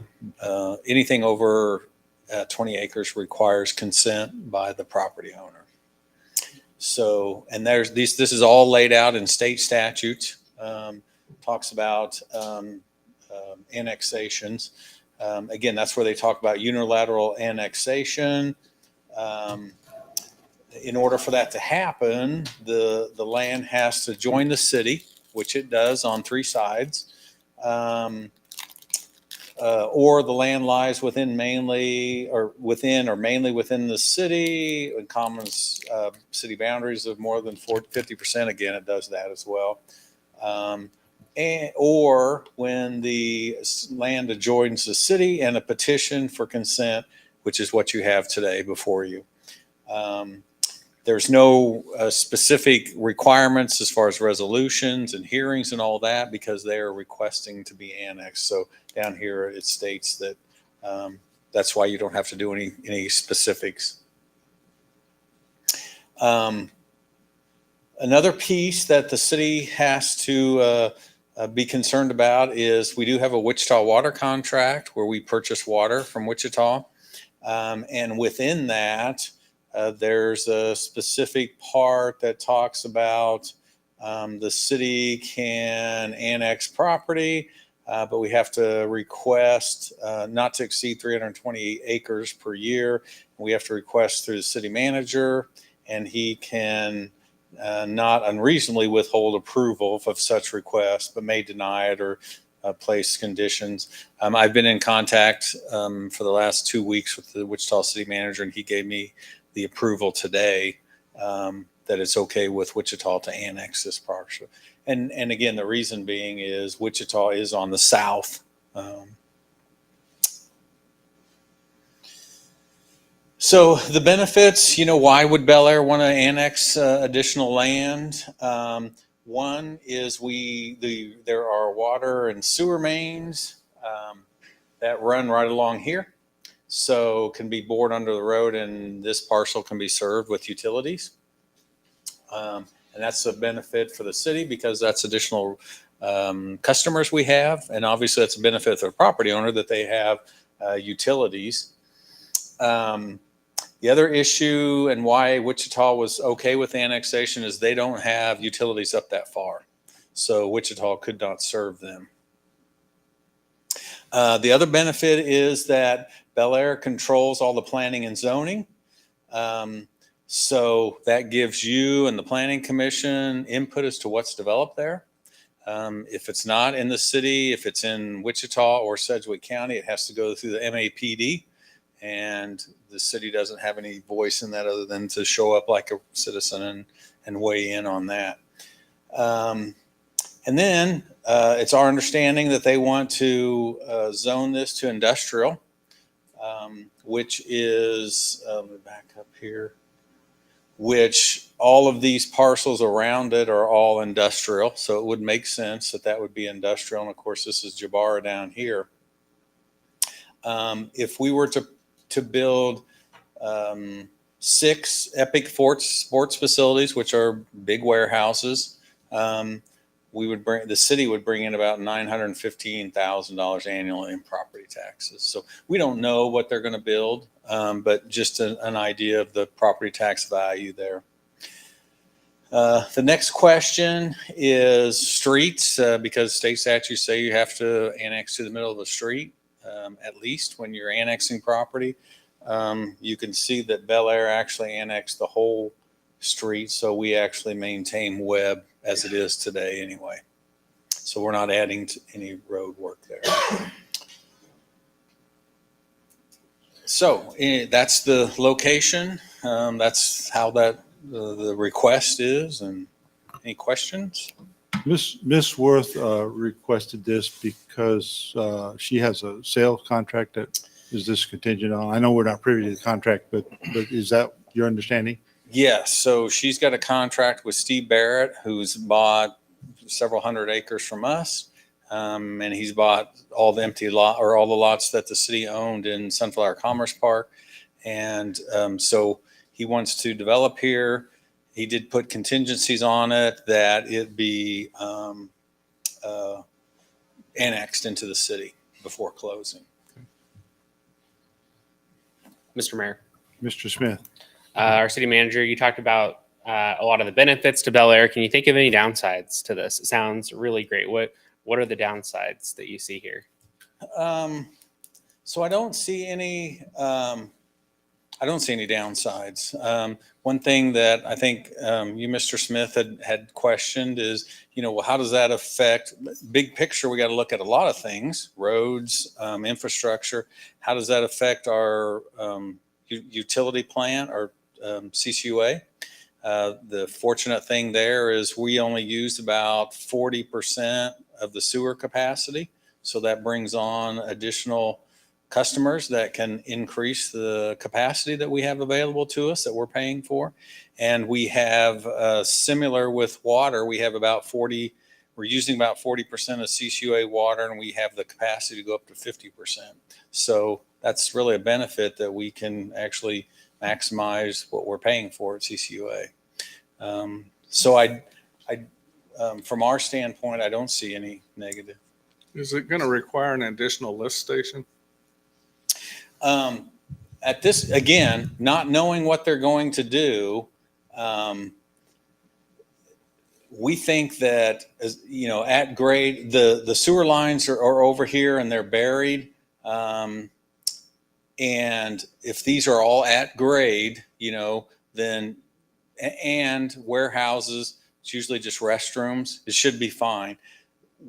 We think that, or we know over in this direction, going that way, we would need a lift station over here.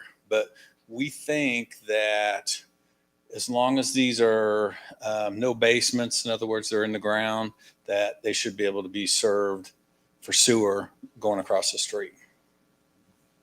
Mr. Mayor, Mr. Smith? at a certain point in a city's growth, you get to the point where you've added just that one more parcel, that one more house, the one more commercial establishment, where suddenly you need to hire another police officer and you need to hire another administrative staff. The marginal cost of that additional property is not zero anymore. How confident are you that doing this doesn't put us in that position by doing this property? Well, I can tell you that by adding this property, I don't think that's going to do that. However, Ted is going to talk to you next week and tell you he needs more staff because of not this, but as we talked about earlier, the growth in all of those that you mentioned, those duplexes and stuff. He just showed me that to date we've put in 250 meters. Those are homes. This year? This year to date. Now they don't, because a lot of those are duplexes. The unit is one, but those are 2 move-ins and move-outs, and he needs help. We're just growing to that point. So I don't see, if we add 3 warehouses or 5 warehouses, it's going to cause that. It's all of these homes, these residentials, that is increasing the need for staff. Same thing with police. A warehouse probably isn't going to need police officers. Now, in some situations, houses need police officers. So I think the growth in staff is going to be from the residential side. Okay, thank you. Mr. Mayor, I know this is really not our concern because what we're being asked is, do we approve of the annexation? But does Jabara Airport impact the plans for the developer? Do you have any reason to believe that we may be leading them down some road that maybe this land isn't available? Like, I'm just going to ask that question because I don't know. Have you had any discussions with them about the use of those warehouses and the proximity to the Jabara Airport and any concerns they have with that? They don't have any concerns. Jabara does, because they have a flight path and flight requirements. What we have worked with Jabara in the past, just north of here, Sunflower Commerce Park, and it's really height related. And their big concern is that we don't build anything over 200 feet. Well, warehouses are 100 feet or so. So there's going to be no issues with any kind of development. Now, when we get to the platting process, we may bring in Jabara and have some wording there because they wouldn't want someone to put in a cell tower there. That's 250 feet because that impacts their space. But for, basic warehousing and things like that, it won't affect them at all. Mr. Mayor, Mr. Smith, I move to accept the consent to annex for Marjorie Worth and authorize the mayor to sign. Second. motion by Mr. Smith, a second by Mr. Welch. Any additional questions or discussion? Hearing none, I'll call for a vote. All in favor, say aye. Aye. Opposed, same sign. Motion carries 5-0. Moving on to item H. So now we've accepted this consent. Upon accepting consent, the annexation ordinance, which officially brings the parcel into the city limits as required. Our city attorney can answer questions about this ordinance, if there are any. Hearing none, I'll entertain a motion. Mr. Mayor, Mr. David, make a motion to accept an ordinance annexing and incorporating a portion of Section 21 to the boundaries of the city of Bel Aire, Kansas, and authorize the mayor to sign. Second. motion by Mr. David and a second by Mr. Smith. Any questions or discussion? Hearing none, this is a roll call vote, so I'll ask our city clerk to call the roll.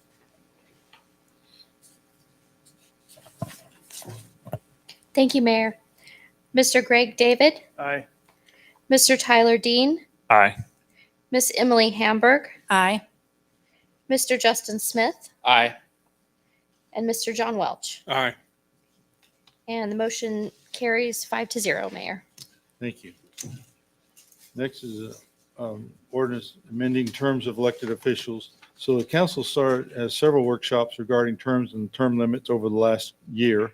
Council suggested a question be placed on the 2021 ballot, but was not allowed to do to state statutes and an attorney general's opinion. So I requested the city attorney to draft a charter ordinance to address the term limits, which is on the agenda tonight.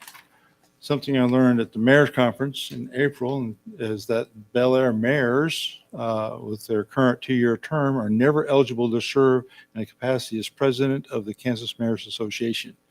One of the qualifications is that they have to have at least 2 years left to their term. So this is not a compelling reason to change the term of the mayor, but a compelling reason for a 4-year term is that it provides the city a better continuity of leadership.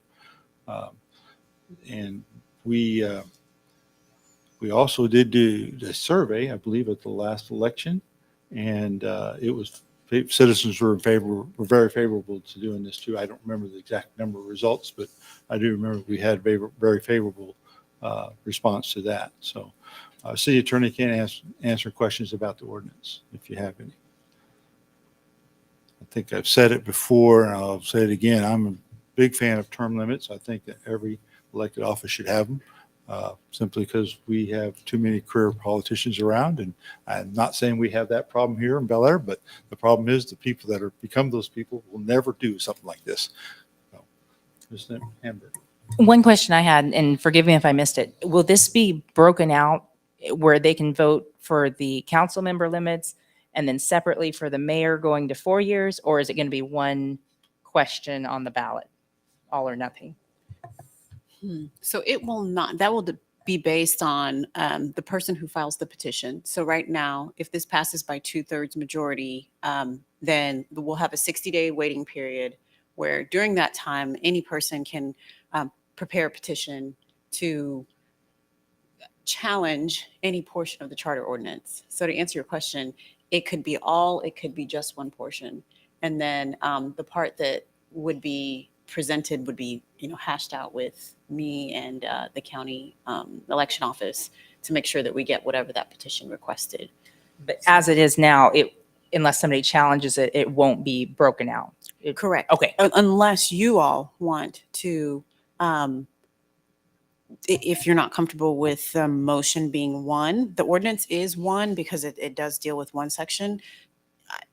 I could go back and we could break them out. So that way there is one ordinance for the mayor's term, or 3 different ordinances because it's 3 different topics.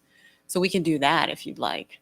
I can understand how it wasn't, it may not all be approved, but at the time, which this is what happens over time, the consensus was uniform. So we kind of proceeded along that path, but it's easy to go back and break them out.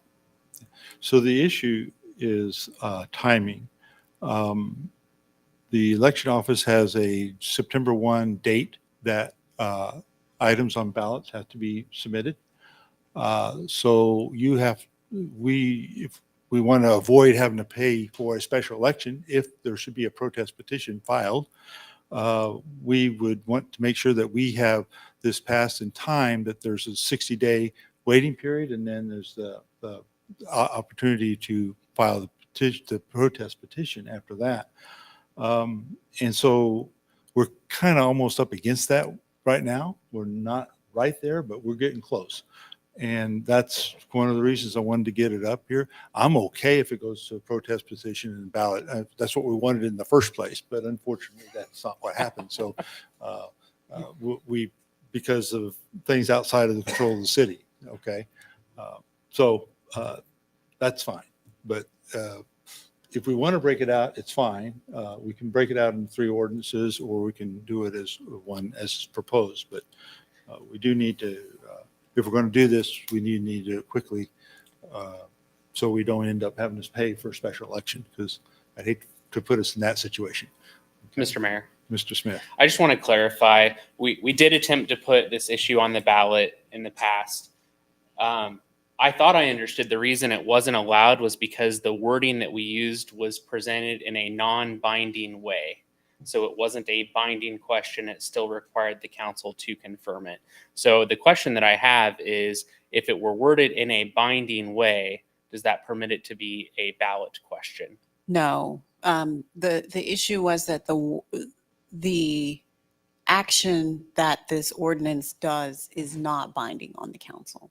It's not like a tax issue where statute requires that you only can change it by referendum or by vote of the public. So that's So there's the not a binding way to nature of do it. the wording to make it a binding ballot issue. Correct. Okay. That's the way it is now. Mayor had fair debate with the Secretary of State about this. So it could be interpreted by the next Secretary of State as if we did change the wording, that would satisfy the binding term. So Yeah, just a different perspective, but saying the same thing. Basically, the state statute lists those things that can be put on the ballots as binding. Anything that's not in that list cannot be put on the ballot as binding. according to this is- Secretary of State. According to the Secretary, was the Attorney General's opinion, wasn't it? No, it was the Secretary of State's interpretation of the Attorney General. Attorney opinion. General's opinion. Okay. Okay. So that's the one thing. And the other thing is a very old Attorney General's opinion that everybody's still hanging their hat on because nobody's challenged this in court. And that's kind of where we are. We did put that resolution in place last fall, requesting the legislature to address this issue. So far, I've heard nothing back about that. And I will talk with our local legislators about that when I get an opportunity. See if they're doing anything with it. So, Thank you. I Mr. appreciate that okay. clarification. Mr. Welch, you had a question. Yeah, if we pass this and somebody wants to contest it, does the contesting apply to all parts of it? Or is there a way to split out what they contest? So it would be what, it would be their protest petition would spell out what their grievance is. And so that would be what would go on. So would that then negate language. the entire It depends, is what I would say. It depends. ordinance or just part of it? I could see it going either way. If they protested, if the language in the protest petition was saying that the public should vote on, everybody but the mayor's term should be limited, then it would go that way. That's muddy enough that I think we should split this into 3 ordinances so that Okay. if somebody objects, they can contest one part. Okay. Now, I will say traditionally, our charter, and that's what we can do that. Our charter ordinances have we only have 17 in our history, and those capture everything that we do that's big. And so our charter ordinances have been generally covering an entire chapter or section. And so this would be a departure in that now we'd have 3 charter ordinances addressing one item of the same chapter. I understand what your goal is, but I wanted you to know the pattern we followed has been. I understand what you're saying, but I personally have no problem with the mayor's term being extended, but I see no use for having the term limits. Got it. Mr. Mayor. My take on this is that I suspect that absolutely no one is going to file an objection to term limits. And I've heard pretty broad support for the 4-year term for mayor. I'm kind of personally indifferent on that. I see some good in the 2-year term. I see some bad in the 2-year term. But I think there's pretty broad support for that. And I'm okay with it all being in one ordinance. And I think we should just get it done. Mr. Mayor, I'm generally in favor of term limits. I see the reason for them. The only thing that strikes me is the 8-year limitation overall. It seems like, especially for a younger person, that they ought to be able to serve 8 years and then 15, 20 years later, or whatever, come back and serve again. And so that's my only concern. I think that's ruled out, right? No, they can Nope. come back after a vacancy. They have to I be missed gone that. for a while. A 4-year hiatus, whatever. But my problem is if we get somebody good like Justin here, I don't want him thrown out after 8 years just because he's been here 8 years.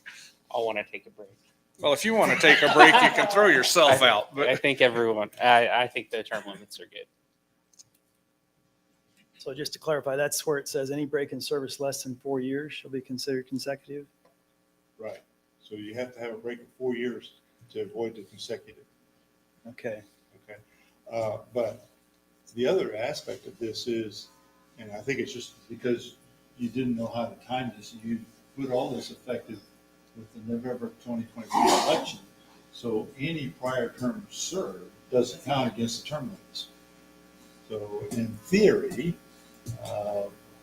Mr. Smith could serve an additional 10 years after 23rd because he was just reelected. And so he will not be standing for election in 2023. So in theory, he could do that. Is that correct? That's correct. And that was the consensus at He the so time. desired. It still seems to me like the first sentence rules out ever coming again. No person shall qualify if that person has served 8 years consecutively.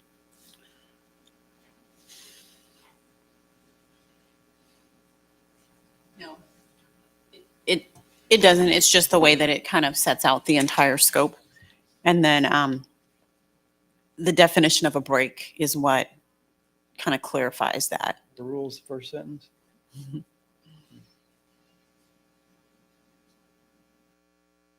8 years consecutively. And then the break in service doesn't count towards that consecutive time. Okay.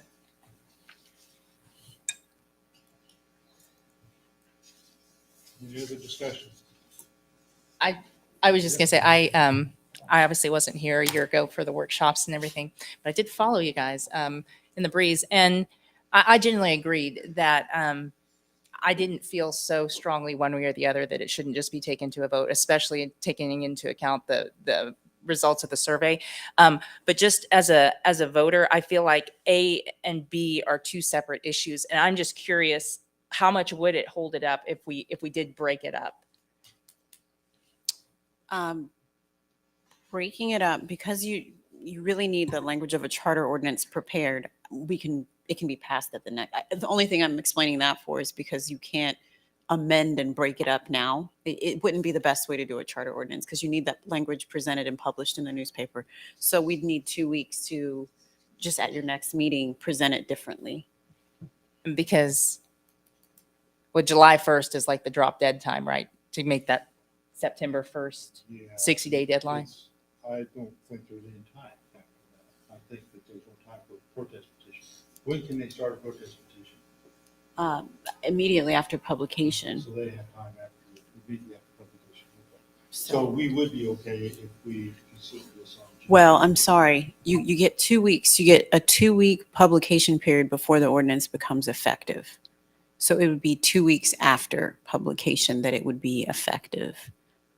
Okay, but, and that's good information, but what I'm thinking is that doesn't really make a difference as far as the protest petition, because once we pass it, if they want it tomorrow, Start the start a process. protest petition, they can do that. But how long do they have to do the petition is the bigger problem. 60 days. Because if they have 60 days to do it, you're going to be right at the wire for getting it into the You'll be election, close. right? You'll So have like we're really, left. A week and 2 days. so people have to decide tonight or tomorrow if they're Well, going to protest. It's kind of what as it's Ty was saying, boiling down to. We could do a special meeting if we need to. We could do a special meeting possibly early next week and, or even Friday. Today's Tuesday. Just right before the workshop. Right. I'm That just would be saying, a- we've already procrastinated so long on this that it's putting people in a bind to do a petition if they really care. If nobody cares, it doesn't matter, but I could go and break the language up tonight as you're moving through your other items. Is the proposal to split the term limits in the mayor's term and just have 2 ordinances, or was there a proposal for 3? I'm hearing 3. I mean, A and B to me, and I'm sitting here thinking through this. Yeah, I wasn't here, but then again, yeah, I wasn't here and I haven't been elected. So I don't want to hold this process up since a lot of the work has already been done. I just thought if it was possible to break it up into the 4-year versus 2-year for mayor and the term limits, that would be great. I mean, I guess we could even do 3 to make it really specific if people felt that way. If it's going to hold the whole process up, I don't feel comfortable doing that. Mr. Mayor, I do agree it would be cleaner to have those 2 separate. It would be nicer if we had a term limits ordinance and a term of office ordinance. That makes a lot of sense to me. Mr. Mayor, I'd like to see those split, and it's getting late enough. I'd like to take a 5-minute break so we can give the city attorney a head start on splitting those. So we want to take a break and let her go work this tonight? Is that what you're suggesting? Yes, but we could move on with a couple of other things while Move on to she's, item and come back to item I. Okay. Is that agreeable? We need to make a motion for a recess. Mr. Mayor, I make a motion that we recess for 5 minutes and I'll second. Motion by Ms. Hamburg, and a second by Mr. Smith. All in favor, say aye. Aye. Same sign, we're in recess for 5 minutes.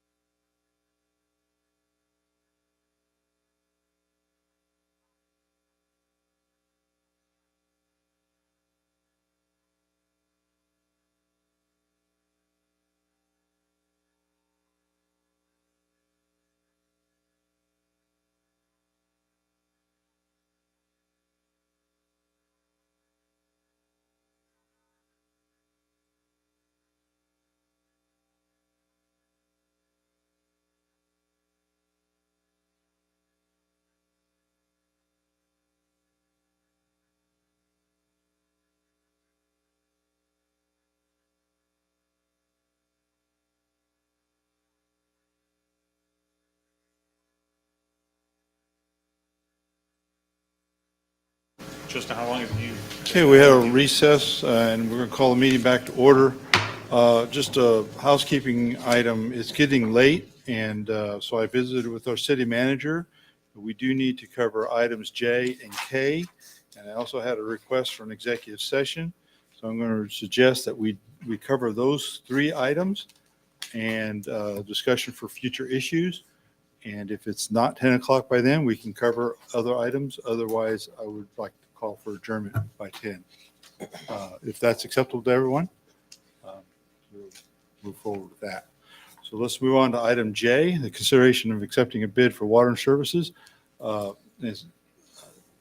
Chapel Landing Third has a large number of homes being constructed simultaneously. Staff received a request for 28 water services from the builder, with time being of essence. Staff solicited bids to install meter cans, meter settings, rings, and lids. Staff will follow behind the contractor to install the meters. 3 bids were received, with the low bidder being UMC, who also has the shortest lead time. Any questions of staff? Mr. Mayor, I have a question. Mr. Dean. It looks like the UMC, the recommended contractor, there's a note C under part 1 that they will install the meter provided by city. Staff report says that the city would follow behind and install it. I just wanted to clarify that before we.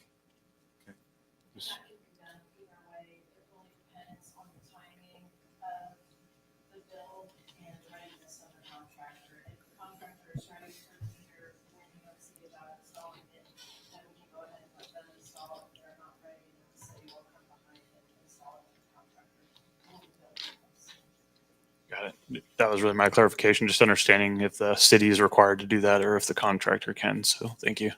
Okay, great. Thank you. Any other questions or concerns?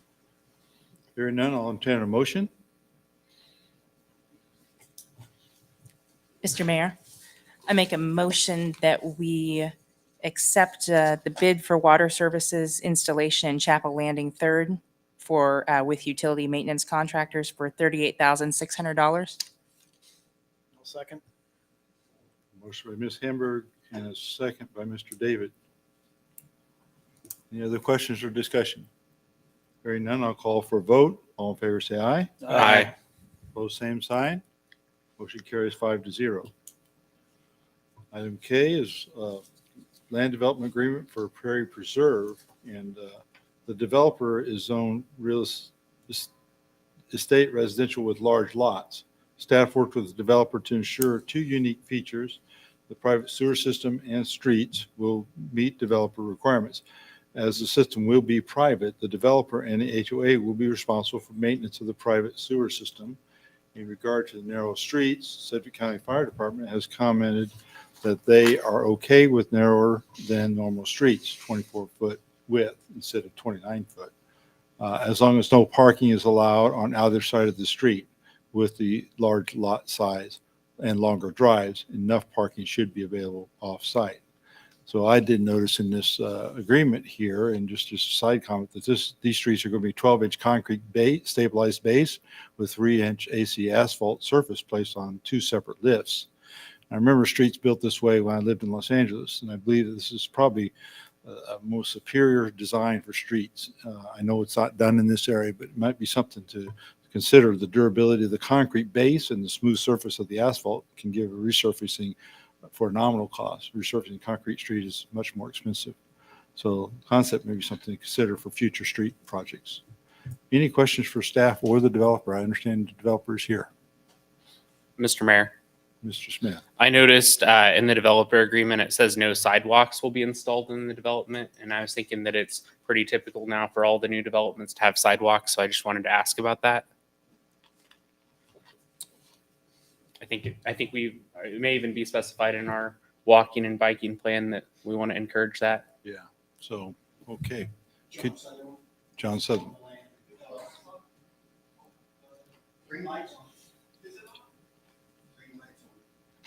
But it's not working because he didn't come through.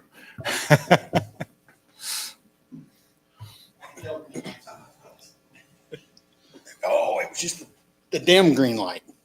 Hear me now? Try Try it again. Gotcha. Okay. So the reason we're not putting in sidewalks, we're going for a rural country feel in the city. And with the large lots, the setback, I believe minimum is 50 feet. Most of the homes will probably be set back quite a bit more than that. And we are going to have mailboxes at each home will have its own mailbox. And we want to limit that street traffic and pedestrian traffic. We're putting a walking path. It'll be a grass walking path on the perimeter of the development. The green So- belt? Yeah. Okay. So the need for sidewalks is something that we didn't feel was an amenity that the development needed with the large lots. We're not going to have a lot of foot traffic up on the street. And one of the reasons that you need a sidewalk is if you have I call it a pod mailbox. People have to walk back and forth to their mailbox. And since we're not going to have that, then the sidewalks would not fit in with the feel of the development. And the way the lots are going to be graded, they will be graded where mainly for view out basements in the back that abut the ponds. And the sidewalk would not allow that grading to happen.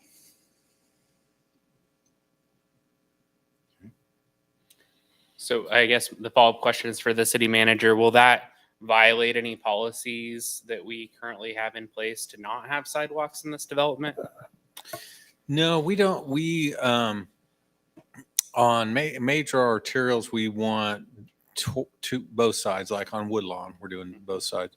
And then on arterial or, main thoroughfares through neighborhoods, we like it on one side. And then on cul-de-sacs or streets that dead end, we don't require any. Yeah, I was going to make the note that this is pretty similar to a cul-de-sac in that regard. And I've lived in a cul-de-sac and certainly can appreciate that comment that there's a policy in place to not require it for that reason. I didn't want people walking around my house in our cul-de-sac that weren't in the neighborhood. So just figured I'd give my 2 cents. This is similar to where I live. I live at the end of a cul-de-sac. There is no sidewalk in my cul-de-sac. I did note really it big in cul-de-sac. here that there was a 5-year term that you're going to maintain the streets, and after that, it becomes city's responsibility. We're going to guarantee the streets for 5 years. Or And you're if there's guaranteeing any, them for 5 if there's any deficiencies or problems, we're going to take care of that. Okay. So after 5 years, who's taking care of the maintenance of those streets? It'll be given to the city. Be the city. And the sewer system is going to maintain in perpetuity as maintenance by the HOA? Each homeowner will have a E1 grinder pump, which is basically a lift station of each homeowner. And the ones we're going to use have 170 gallon holding capacity. Okay. And as you go along the south side of the north side of Reserve C, there's going to be it's going to go across the south side of Prairie Court. That will be the main line that runs into the sewer. And then it will go down. Can I walk over here? Certainly. We won't be able to hear you as well. Well, I'll talk loud. So sewer's going to run down here, right to here, and then it's going to go up and dump into an existing city sewer, sanitary sewer. And yeah, so we will maintain that line until it dumps into that city sewer. Okay. And in the beginning, it may go a little farther than it needs to go until a sewer becomes available. There's a development that's working right now that will have a manhole from here to the desk from our property line. Okay. So yeah, each homeowner will be responsible for their each E1 grinder system pump. Okay. And So just to make sure, they're responsible for that, and between them and the HOA, everyone's going to be responsible for that sewer line clear to the point that it dumps to Yes, the Bel Aire Yes. line that isn't there yet. Is that yes. correct? Well, we'll dump into an existing line. We will take care of it until Until we get we get it closer to where till we end up at. Okay. All right. Mr. Welch. I want to know more about this roadway. You say a concrete base. Do you mean like crushed rock, or do you mean you're actually going to pour a few inches of concrete? So what we do is there will be some rock in it. We'll take the existing soil. There will be some crushed concrete added to it. There will be some rock added to it, and then we will bring in cement. And we will spread that cement out in a metered manner and then add water. And then we will basically, with a big rototiller, go about 10 or 12 inches deep. So that becomes a base of 12 inches of what they call stabilized concrete. So you're mixing concrete on site. Yeah. But we're gonna use the existing soil there as part of the finished product. It's used quite frequently in county roads, state roads. Some interstates are starting to do it now. It does two things. It gives you a better subgrade, because that's what causes all the problems with roads, is if the subgrade deteriorates for whatever reason, if you just use crushed rock, water gets in it, it freezes, it thaws, it starts to move, then your pavement moves, no matter how much pavement you put on top. That was going to be my next question is what is, Excuse me. oh, sorry. I want to ask Emily about this. One of the problems we had on 53rd Street is you said that the street's only 24 feet wide and people are driving close to the edge. Are you and directing that that's question to crushing Ann? out the street. Are you directing that question to Ann? I am. I'm sorry. I don't know. We better talk to Ann. I'm sorry. It's late. I I'm know. tired. That's why I Been a said long 10 day. o'clock. Anyway, the problem is that on 53rd Street, you said the vehicles are driving close to the edge, and that's what's forcing it out at the edge. And that concerns me that we're building the same size road, and we're still going to have the same types of vehicles traveling down it. We'll still have trash trucks going down it. We'll still have cars. We'll have delivery trucks. The difference in this aspect is on 53rd Street, you have a 24-foot paving section. The base under the road is 24 feet wide, and there's no preparation, there's no stabilization, there's no shoulder to that road. The road that John is planning to put in, the pavement section is 24 foot wide. The area of stabilization is 1 foot wider on each side. So you have a 25 or 26 foot wide stabilized area. That is what helps carry the weight of the vehicles and prevents things from sloughing off. Okay, Is that so shoulder on the road. this is slightly off topic, but why can't we do that on 53rd? At this point, there's not the room, and the ditches would need to be completely reworked in order to do that. Well, you're wanting to put an even wider roadway in, so I'm confused. And with the proposal with 53rd Street, all of that will be worked in. The ditches will be completely redone. The road will be shifted to a little bit to the south to allow for the extra room. But So- it's going to Okay, be a I'm wider gonna roadway. call a point of order here. Let's stay on topic, please. Well, all these questions go to whether or not the 24-foot roadway is sufficient in this neighborhood. That's why I'm asking this. That's, in my opinion, for the amount of traffic that will be on that road with the 12 lots that we will have. Yes, you will have construction traffic. In the meantime, you'll have one garbage truck running up and down once a week, two with recycling. You'll have some occasionally delivery trucks, but it is sufficient. The fire department is the one that usually puts the most strict requirements on it because they need to get their equipment Need in to and be able out. to get in, but we And they need to were be acceptable. concerned that in 5 years, we're not inheriting a road that's going to fall apart because it's not wide enough, is where I'm headed. So is there going to be rock to the side, or is it just going to stop and be dirt, or what? It's the stabilized section will be 3 inches below the surface, and then there will likely be dirt, soil, compacted soil on the edges of the road.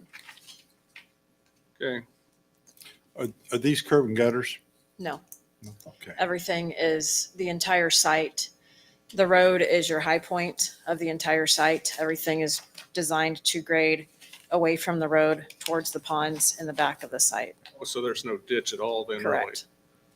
Which will Okay. be helpful as well. Okay, that makes a difference in my mind's eye view of what we're building. Mr. Smith. I was just going to ask the follow-up question on the road. Are you comfortable with this method of construction and confident that it's just as good as what we're doing in all the other developments? I mean, typically we're asking the developer to get a bid for both concrete and for asphalt, and then we're looking at the economics to determine what's most cost effective for the city. And most recently it's been concrete because of the longer life. This is kind of a mix that I'm not familiar with. And so I want to know, where's your comfort level with this? And is this a good idea here? So at first I would have said absolutely not. And I did. And I asked them to get a geotechnical report from PEC, which they did. PEC was very comfortable with this type of mixture. We did a similar mixture on 53rd Street from Rock to Woodlawn. And in talking with our public works staff, they are actually very happy with the way that is holding up. There are a fairly significant number of cracks on the street, but the cracks really aren't moving, and that is the surface of the asphalt. And that is one of the reasons why I requested the additional maintenance period. If any cracks or things show up, we're going to see it within that 5-year period. And just to add to that, this is Bob Camp Construction. This project is, they build roads everywhere. Highways, interstates, they build, that's what they do. And I'm fairly comfortable with the limited traffic that will be on this road, since it is not a through road. It is not a major road like 53rd Street. I think we're going to see a good project. I can't anticipate the future, but from what I've seen with those that are familiar with this, I'm comfortable allowing it to proceed. And then in terms of the parking issue, we said there won't be parking on the streets. Well, that'll actually be by ordinance that there's no parking on the streets. There'll be no parking signs that's enforced. I believe that will be within the HOA covenants. Yes. Well, if it becomes a public road, though, we can't do that. We can't honor an HOA covenant to prevent parking. Yeah, can you please come to the microphone to speak? So the HOA Back. documents will restrict no parking on the Prairie Court. Okay, so the issue I think was getting at is that city doesn't enforce HOA covenants. Right. Okay. The HOA will enforce that. Yeah, but if I show up in your neighborhood and park on the road, there's going to be nothing illegal about that. I can't call the police. If you live in the neighborhood, you can get a fine. If you're visiting the neighborhood or if you just drive in and park, then I can't fine you. But I can fine the homeowner that you are visiting if you. It's a pretty fine line. The first time you say, hey, you can't do that, it's in the covenants. Then you can start the fining process. And I guess my follow-up to that question is, because it's in the HOA covenants, typically an HOA can change their covenants given enough votes, and that happens over time with homeowners associations. And if this is a stipulation from the fire department, in order for this to be an acceptable design, it feels like it should be enforced I'd like to get, in a regulatory way, not an HOA way. That's my thought, but I don't know what all the rules are in terms of that. If we need an engineering study to say that that's warranted, or what that looks like. I'd like to get Jackie's input on this, because I think once the road becomes Bel Aire property, it's available for public parking. And we can always put no parking signs up along the street. We can get a sign that says no parking either side of the street. If we just do one at the beginning of the street, and I can work with both Jackie and Chief to make sure it's done properly, to not deter from the overall feeling of the neighborhood, that would allow us the ability to enforce. And Jackie just walked into kind of a discussion. Is this in the developer's agreement that that's before us, this no parking as part of the HOA requirement? That's not a typical clause for our developers agreements, and Yeah, I know, but don't think it's here. So you I- weren't in here I in the earlier believe there part of was the a- discussion, but we're going to ask you some I think questions. there was something in here, but I can't. Okay, so the question, Ms. Kelly, is that fire department says no parking on the street. So gentleman here has committed that the HOA covenants will say no parking, and they will enforce those covenants through fines to the homeowners.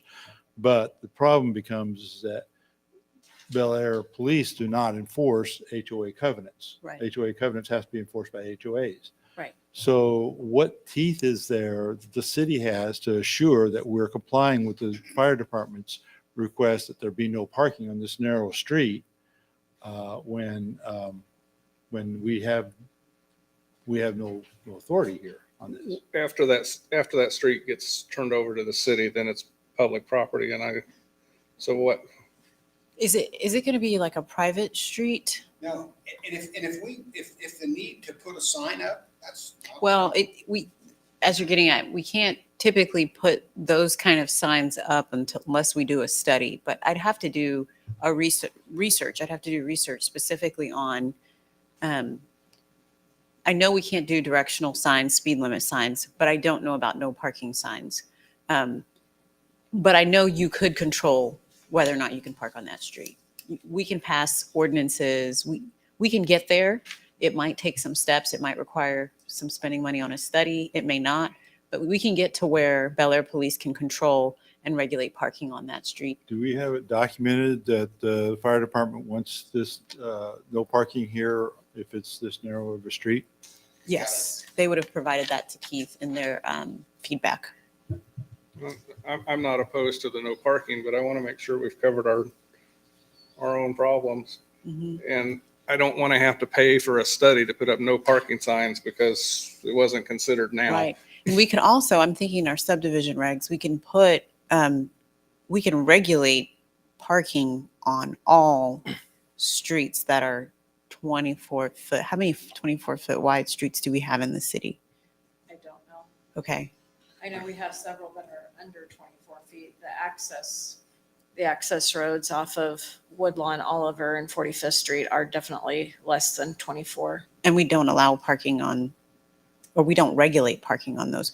We could do an ordinance or amendment, and then it would be, again, that still might require a study, but that would absolutely allow you to Okay, prevent parking on I'm the street. harking back to when we were talking about RVs, that we considered that some of the streets were too narrow, Right, but we did allow parking on those streets. right. We didn't prevent parking based on street width. Mr. Mayor. Mr. Smith? To me, it sounds like the developers thought this through in terms of, hey, the street can be narrower as long as there's no parking there. And that makes sense because it's going to be a great aesthetic. The fire department's okay with that stipulation. The problem that we're trying to solve for is how do we make sure that that stays the case so that the road is safe and the fire department has access. And we have to do some research to figure that out. The risk is that we find out that there's a study that needs to be done and paid for. And we, the city, have to pay for that because we didn't put it in the developer agreement that the developer would pay for that. And that's really what I think I'm hearing us try to solve for. So how can we help move forward on that tonight, knowing that that's a problem? Can I bring one thing up? Certainly. What we did is we used the Sedgwick County Unified Subdivision Regulations, Article 7 Design Standards, subsection 7-201.1. They have various street designs that Wichita Sedgwick County uses. And I believe from looking at some of the Bel Aire street designs, they follow this pretty closely. So when we look at this, it's more of a collector street than it is a city or subdivision street because of the lot sizes. And that's one of them. And it's a 12-foot wide with no parking.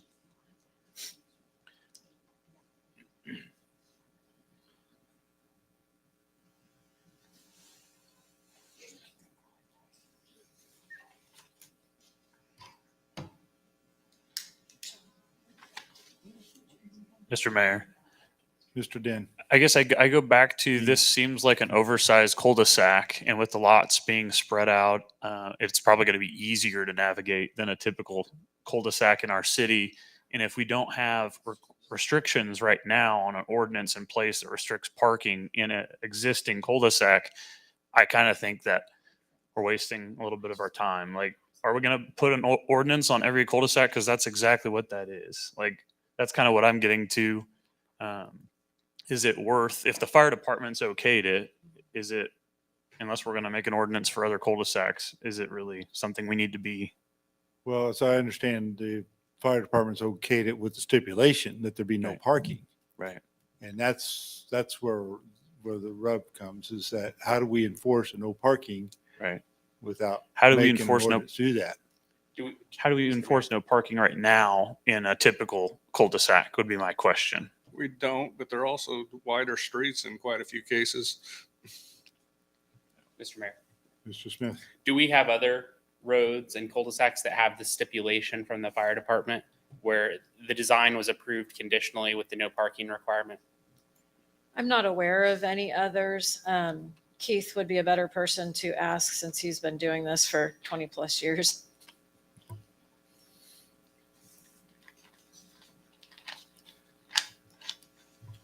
So it sounds like we need some more information. Are you okay if we table this for 2 weeks? Okay. Is there something that you want me to provide? What I'm going to suggest is that between you and our city attorney, we come up with a resolution to how we can get this parking issue where it has some teeth in it. I mean, How we can enforce it. I appreciate that you put in an HOA agreement. I agree. I'm sure you'll do that and try to enforce it. But as a public body, we can't enforce an Right. HOA agreement.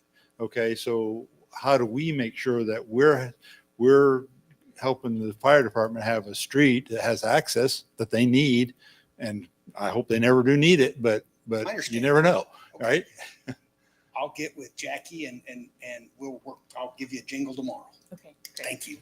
Thank y'all. I'm going to turn this off. Mr. Mayor, Mr. Smith. I move to table the development agreement for Prairie Reserve to our next meeting and authorize the mayor to table it. I'll second. Okay. I have a motion by Mr. Smith and a second by Mr. Welsh to table this item. I'll call for a vote. All in favor, say aye. Aye. Opposed, same sign. Motion is carried. The item is tabled to the next meeting. Miss Jackie Kelly, do you have some revised ordinances for us I to do, consider under item I? yes. Pass out Charter Ordinance 21, which deals solely with the term limitations for council. It has the exact wording from that section, Section A, in the original draft Charter Ordinance 21. So pass this one. Okay.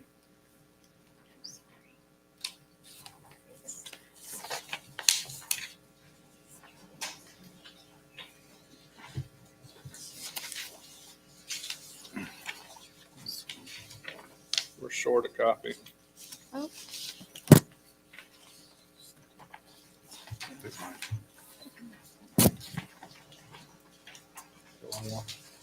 Got Jim's. Okay. Oh, he got one. Okay. Has everybody got one now? Okay.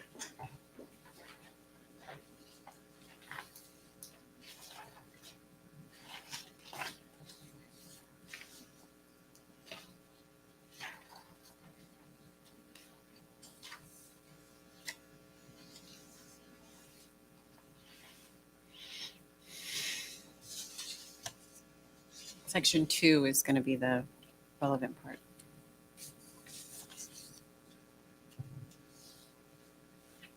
Mr. Mayor, Mr. Smith. does KSA 14-103 and KSA 14-204 apply to both term limits and term? Or are they separate? I just want to make sure now that we've split those up, those two aren't, since there's two Kansas statutes, that at the top doesn't need to be adjusted with one of them on one and one on the other.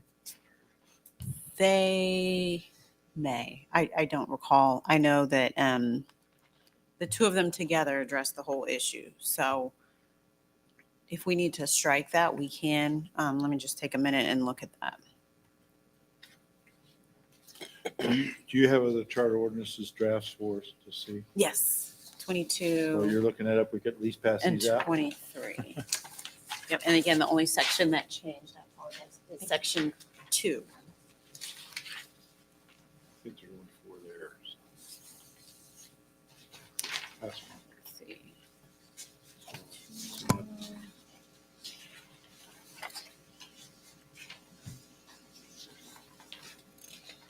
And 22 is for term limits for mayor.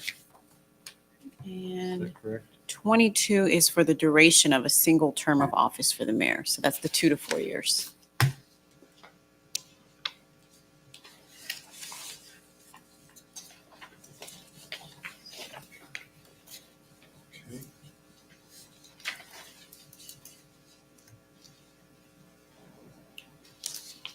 Okay, there we go.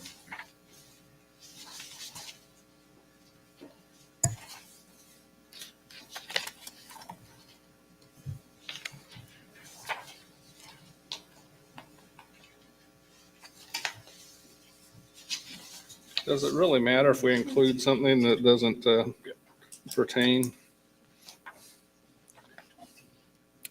No, I don't. I think I mean, we have that clause, that the savings clause that kind of cancels anything that's not relevant. But I'm almost able to answer your question. I just Oh, need to check okay. one more.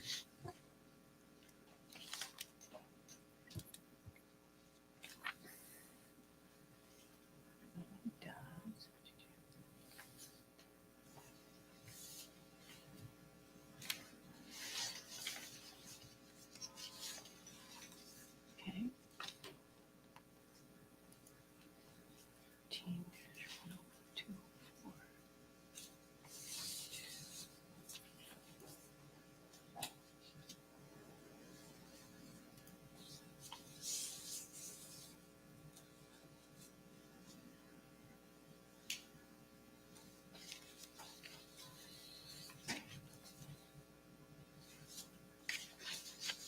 Okay, so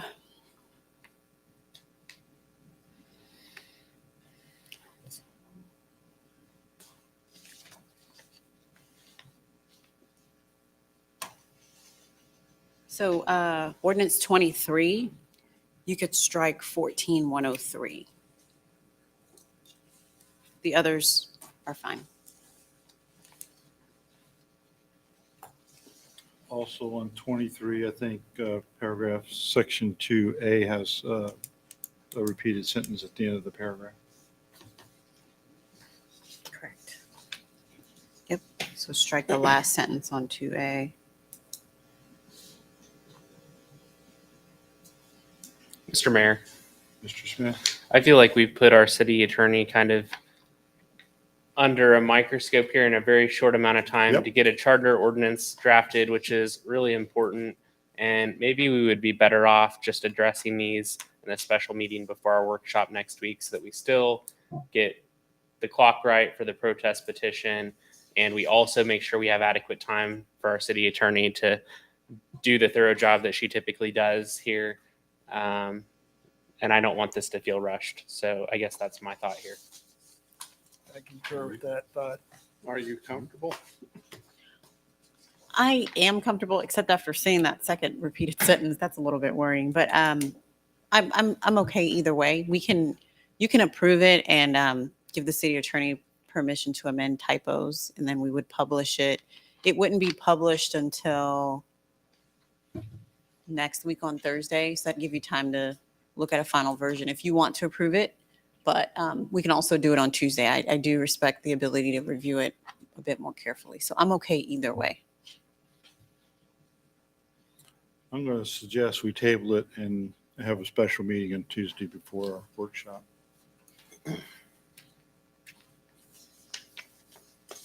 That's my suggestion. I guess I can make that motion, can't I? Yes, because you do vote on Okay. this, don't you? I am going to make a motion that we table this and hold the special election before our workshop on Tuesday, the Special meeting. 14th. Yeah, I have a special meeting before a workshop on Tuesday, June 14th. I'll second that.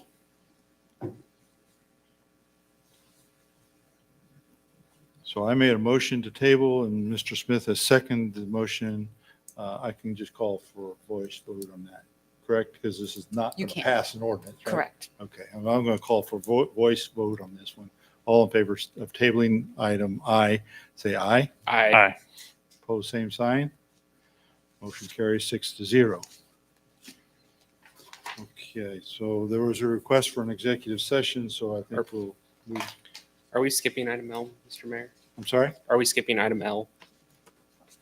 We are skipping item O, M, N, and O for consideration probably at our next meeting, because I don't think we're going to have time to get to them before 10 o'clock. I'd like to cut this off at 10. Okay? What about L? We've not addressed L. You want to do L? Oh. Yeah. Guide view of block. There's L as well. L, M, N, O are all, I'm tabling all those for next meeting. Okay, I was going to consider them later, but as close as it is to 10, we're going to do an executive session and try to get out of here. Okay. Okay? Mr. Mayor, Mr. Smith. I'll make a motion to go into executive session for the sole purpose of discussing the subject of non-elected personnel pursuant to the KSA 75-4319 exception for the same. Inviting in only the city council. The meeting will be for a period of 10 minutes and the open meeting will resume at 10 o'clock. Second.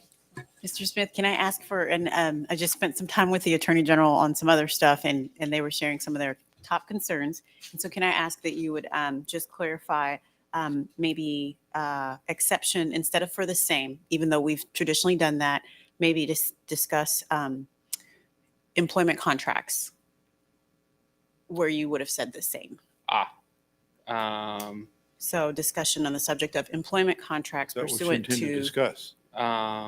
or employment, well, He's the one's going. specific I will reviews. amend my motion to go into executive session for the sole purpose of discussing the subject of matters related to council employees pursuant to the KSA 75-4319 exception for non-elected personnel. Thank you. For 10 There- minutes. For 10 minutes, resuming at 10:01. I have I will second that.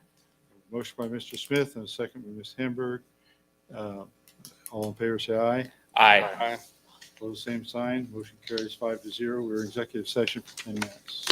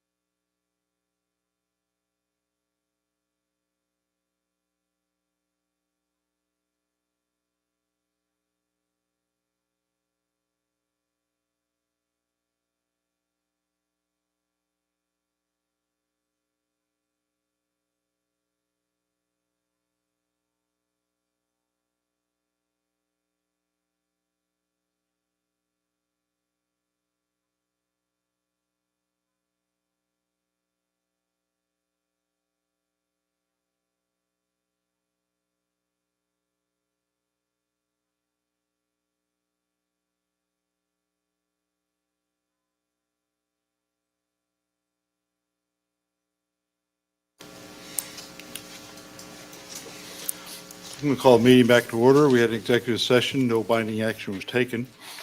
We'll move on to item 14, discussion of future issues, and table items 11 or items L, M, N, and O for our next meeting. So discussion of future issues, regular scheduled workshop is for June is the 14th at 6:30 p.m. We did talk about having a special council meeting prior to that workshop. So we want the council meeting to start at 6:30. Okay. So we'll have a special council meeting at 6:30 on the 14th and then follow the workshop with that. So we'll make sure that works for everybody. And We do need to make a request for that special meeting though, Okay. Yes. not just because we want it, but All right. You No, need to fill it out. she'll draft up a request for us. So we can all just sign dotting it. the i's and crossing the t's. All right. Thank you. So the manager for subjects for this meeting, managers introduced the 2023 budget, CIP and TIF policies on the agenda. We also have a short review discussion of paving petition for Aurora Park, Cozy, and Hillcrest. Had a couple of issues pop up there and want to talk about those, make sure that we're all on the same page about them because we may need to make a formal motion on that before we can send those petitions out. So anything else we need to add? I've got something I want to add. It keeps not being addressed, and we keep trying to sell the land across from City Hall, and we keep discussing what's right and what's not.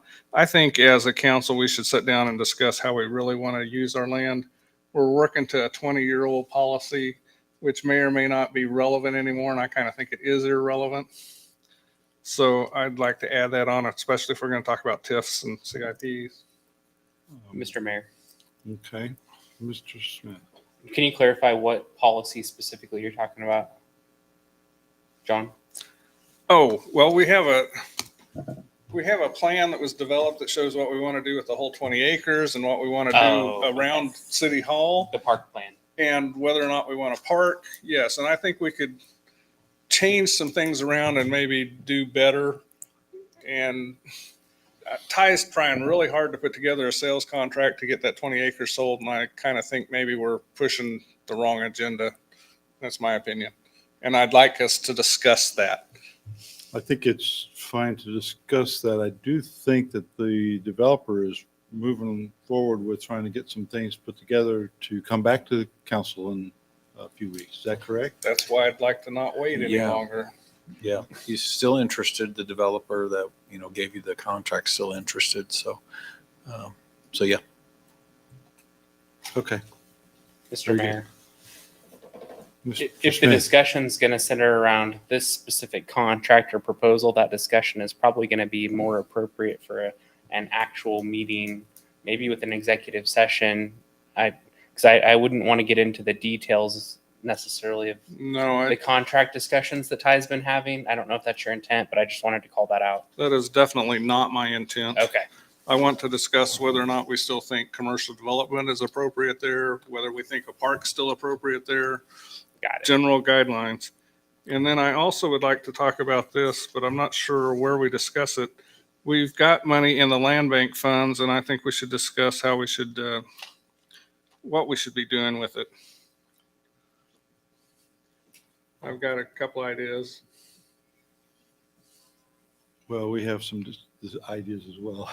But, so just so you know, Mr. Lasher and I had met this earlier today with Sedgwick County, Valley Tovar, and Brent Shelton, who's the assistant controller of Sedgwick County, concerning what they're doing to help put together packages for the bill, the bilateral infrastructure law. What we learned from KDOT a couple months ago is that the U.S. Department of Transportation will not consider small packages. So Sedgwick County has said, we're going to coordinate packages. And so that's what these two people are doing, is they're working on the process of coordinating those packages. So we're going to have that a template given to us, and we will then put together what we want to be considered in packages. Now, we can't say what's going to happen. We'll give priorities. So that's kind of something we're working on in that area. And it's probably something we would have to bring to council anyway, so we could discuss some of that at workshop. Right now, we're not, I don't know that we know enough to discuss it enough, but we can certainly discuss those things. Okay. So, so we'll put that on an agenda. If we have enough information to discuss, we can have a discussion about that. No, Okay. yeah, I think they kind of go with some of the other things you're already talking about, but Mhm. they're just a little Okay. different direction. Okay, well, I appreciate that. That's good. All right, so I got the land policy for especially the 24 acres and land bank funds as two other items. Mr. Mayor. Mr. Smith. If I recall, typically when we talk about the budget the first time, that's usually a meeting in and of itself. So we're loading this up. It's pretty good. usually, a couple of hours to go through that the first time. Can the manager comment on where we're at in that budget process? Does that need to be the June topic, or could it be the July topic, or at the end of the June agenda so that we can see it and start digesting it, but discuss it in July? What are we looking at on the timetable there? So I'm not sure that we can hit much else other than that with the special meeting, if that's the main topic. All right. So Ted just wants to kind of do his forecasting. So see what he's looking at next year and the next 5 years, and kind of what he's going to be ideas that he thinks should be considered in the 2022 budget. It's all high level. It's not going to be very detailed. My guess is, a 30-minute presentation, and then if there's questions. So yeah, that's kind of what he's thinking about covering. These workshops, we don't make decisions about, we get consensus about some things, but with budget, it's really a chance to say, hey, look at this and look at that and go do those things. And then they have more work to do, right? Yeah, sometimes we spend a lot of time in discussion Yeah, I about know. those things, because once something's budgeted, it kind of is the policy for the next year. So Yes, it's true. It's very true. Okay. So that kind of gives you some guidance, Ty, on what we want to do next time. Yeah. Do you want that one done by 10 as well, or that workshop, or what's your time on that, you think? Probably. Okay. I just don't like these. I mean, we all get tired. And Yeah. Some people actually work outside of this. So That gives me an idea what to budget for time of Yeah. everything. So sure. Okay. Great. All right. Nothing else to discuss as future issues. Let's entertain a motion to adjourn. Mr. Mayor, Mr. Davis. make a motion to adjourn. I'll second. Mr. Dean, second. Call for vote. All in favor, say aye. Aye. Opposed, same sign. We are adjourned. We'll see you.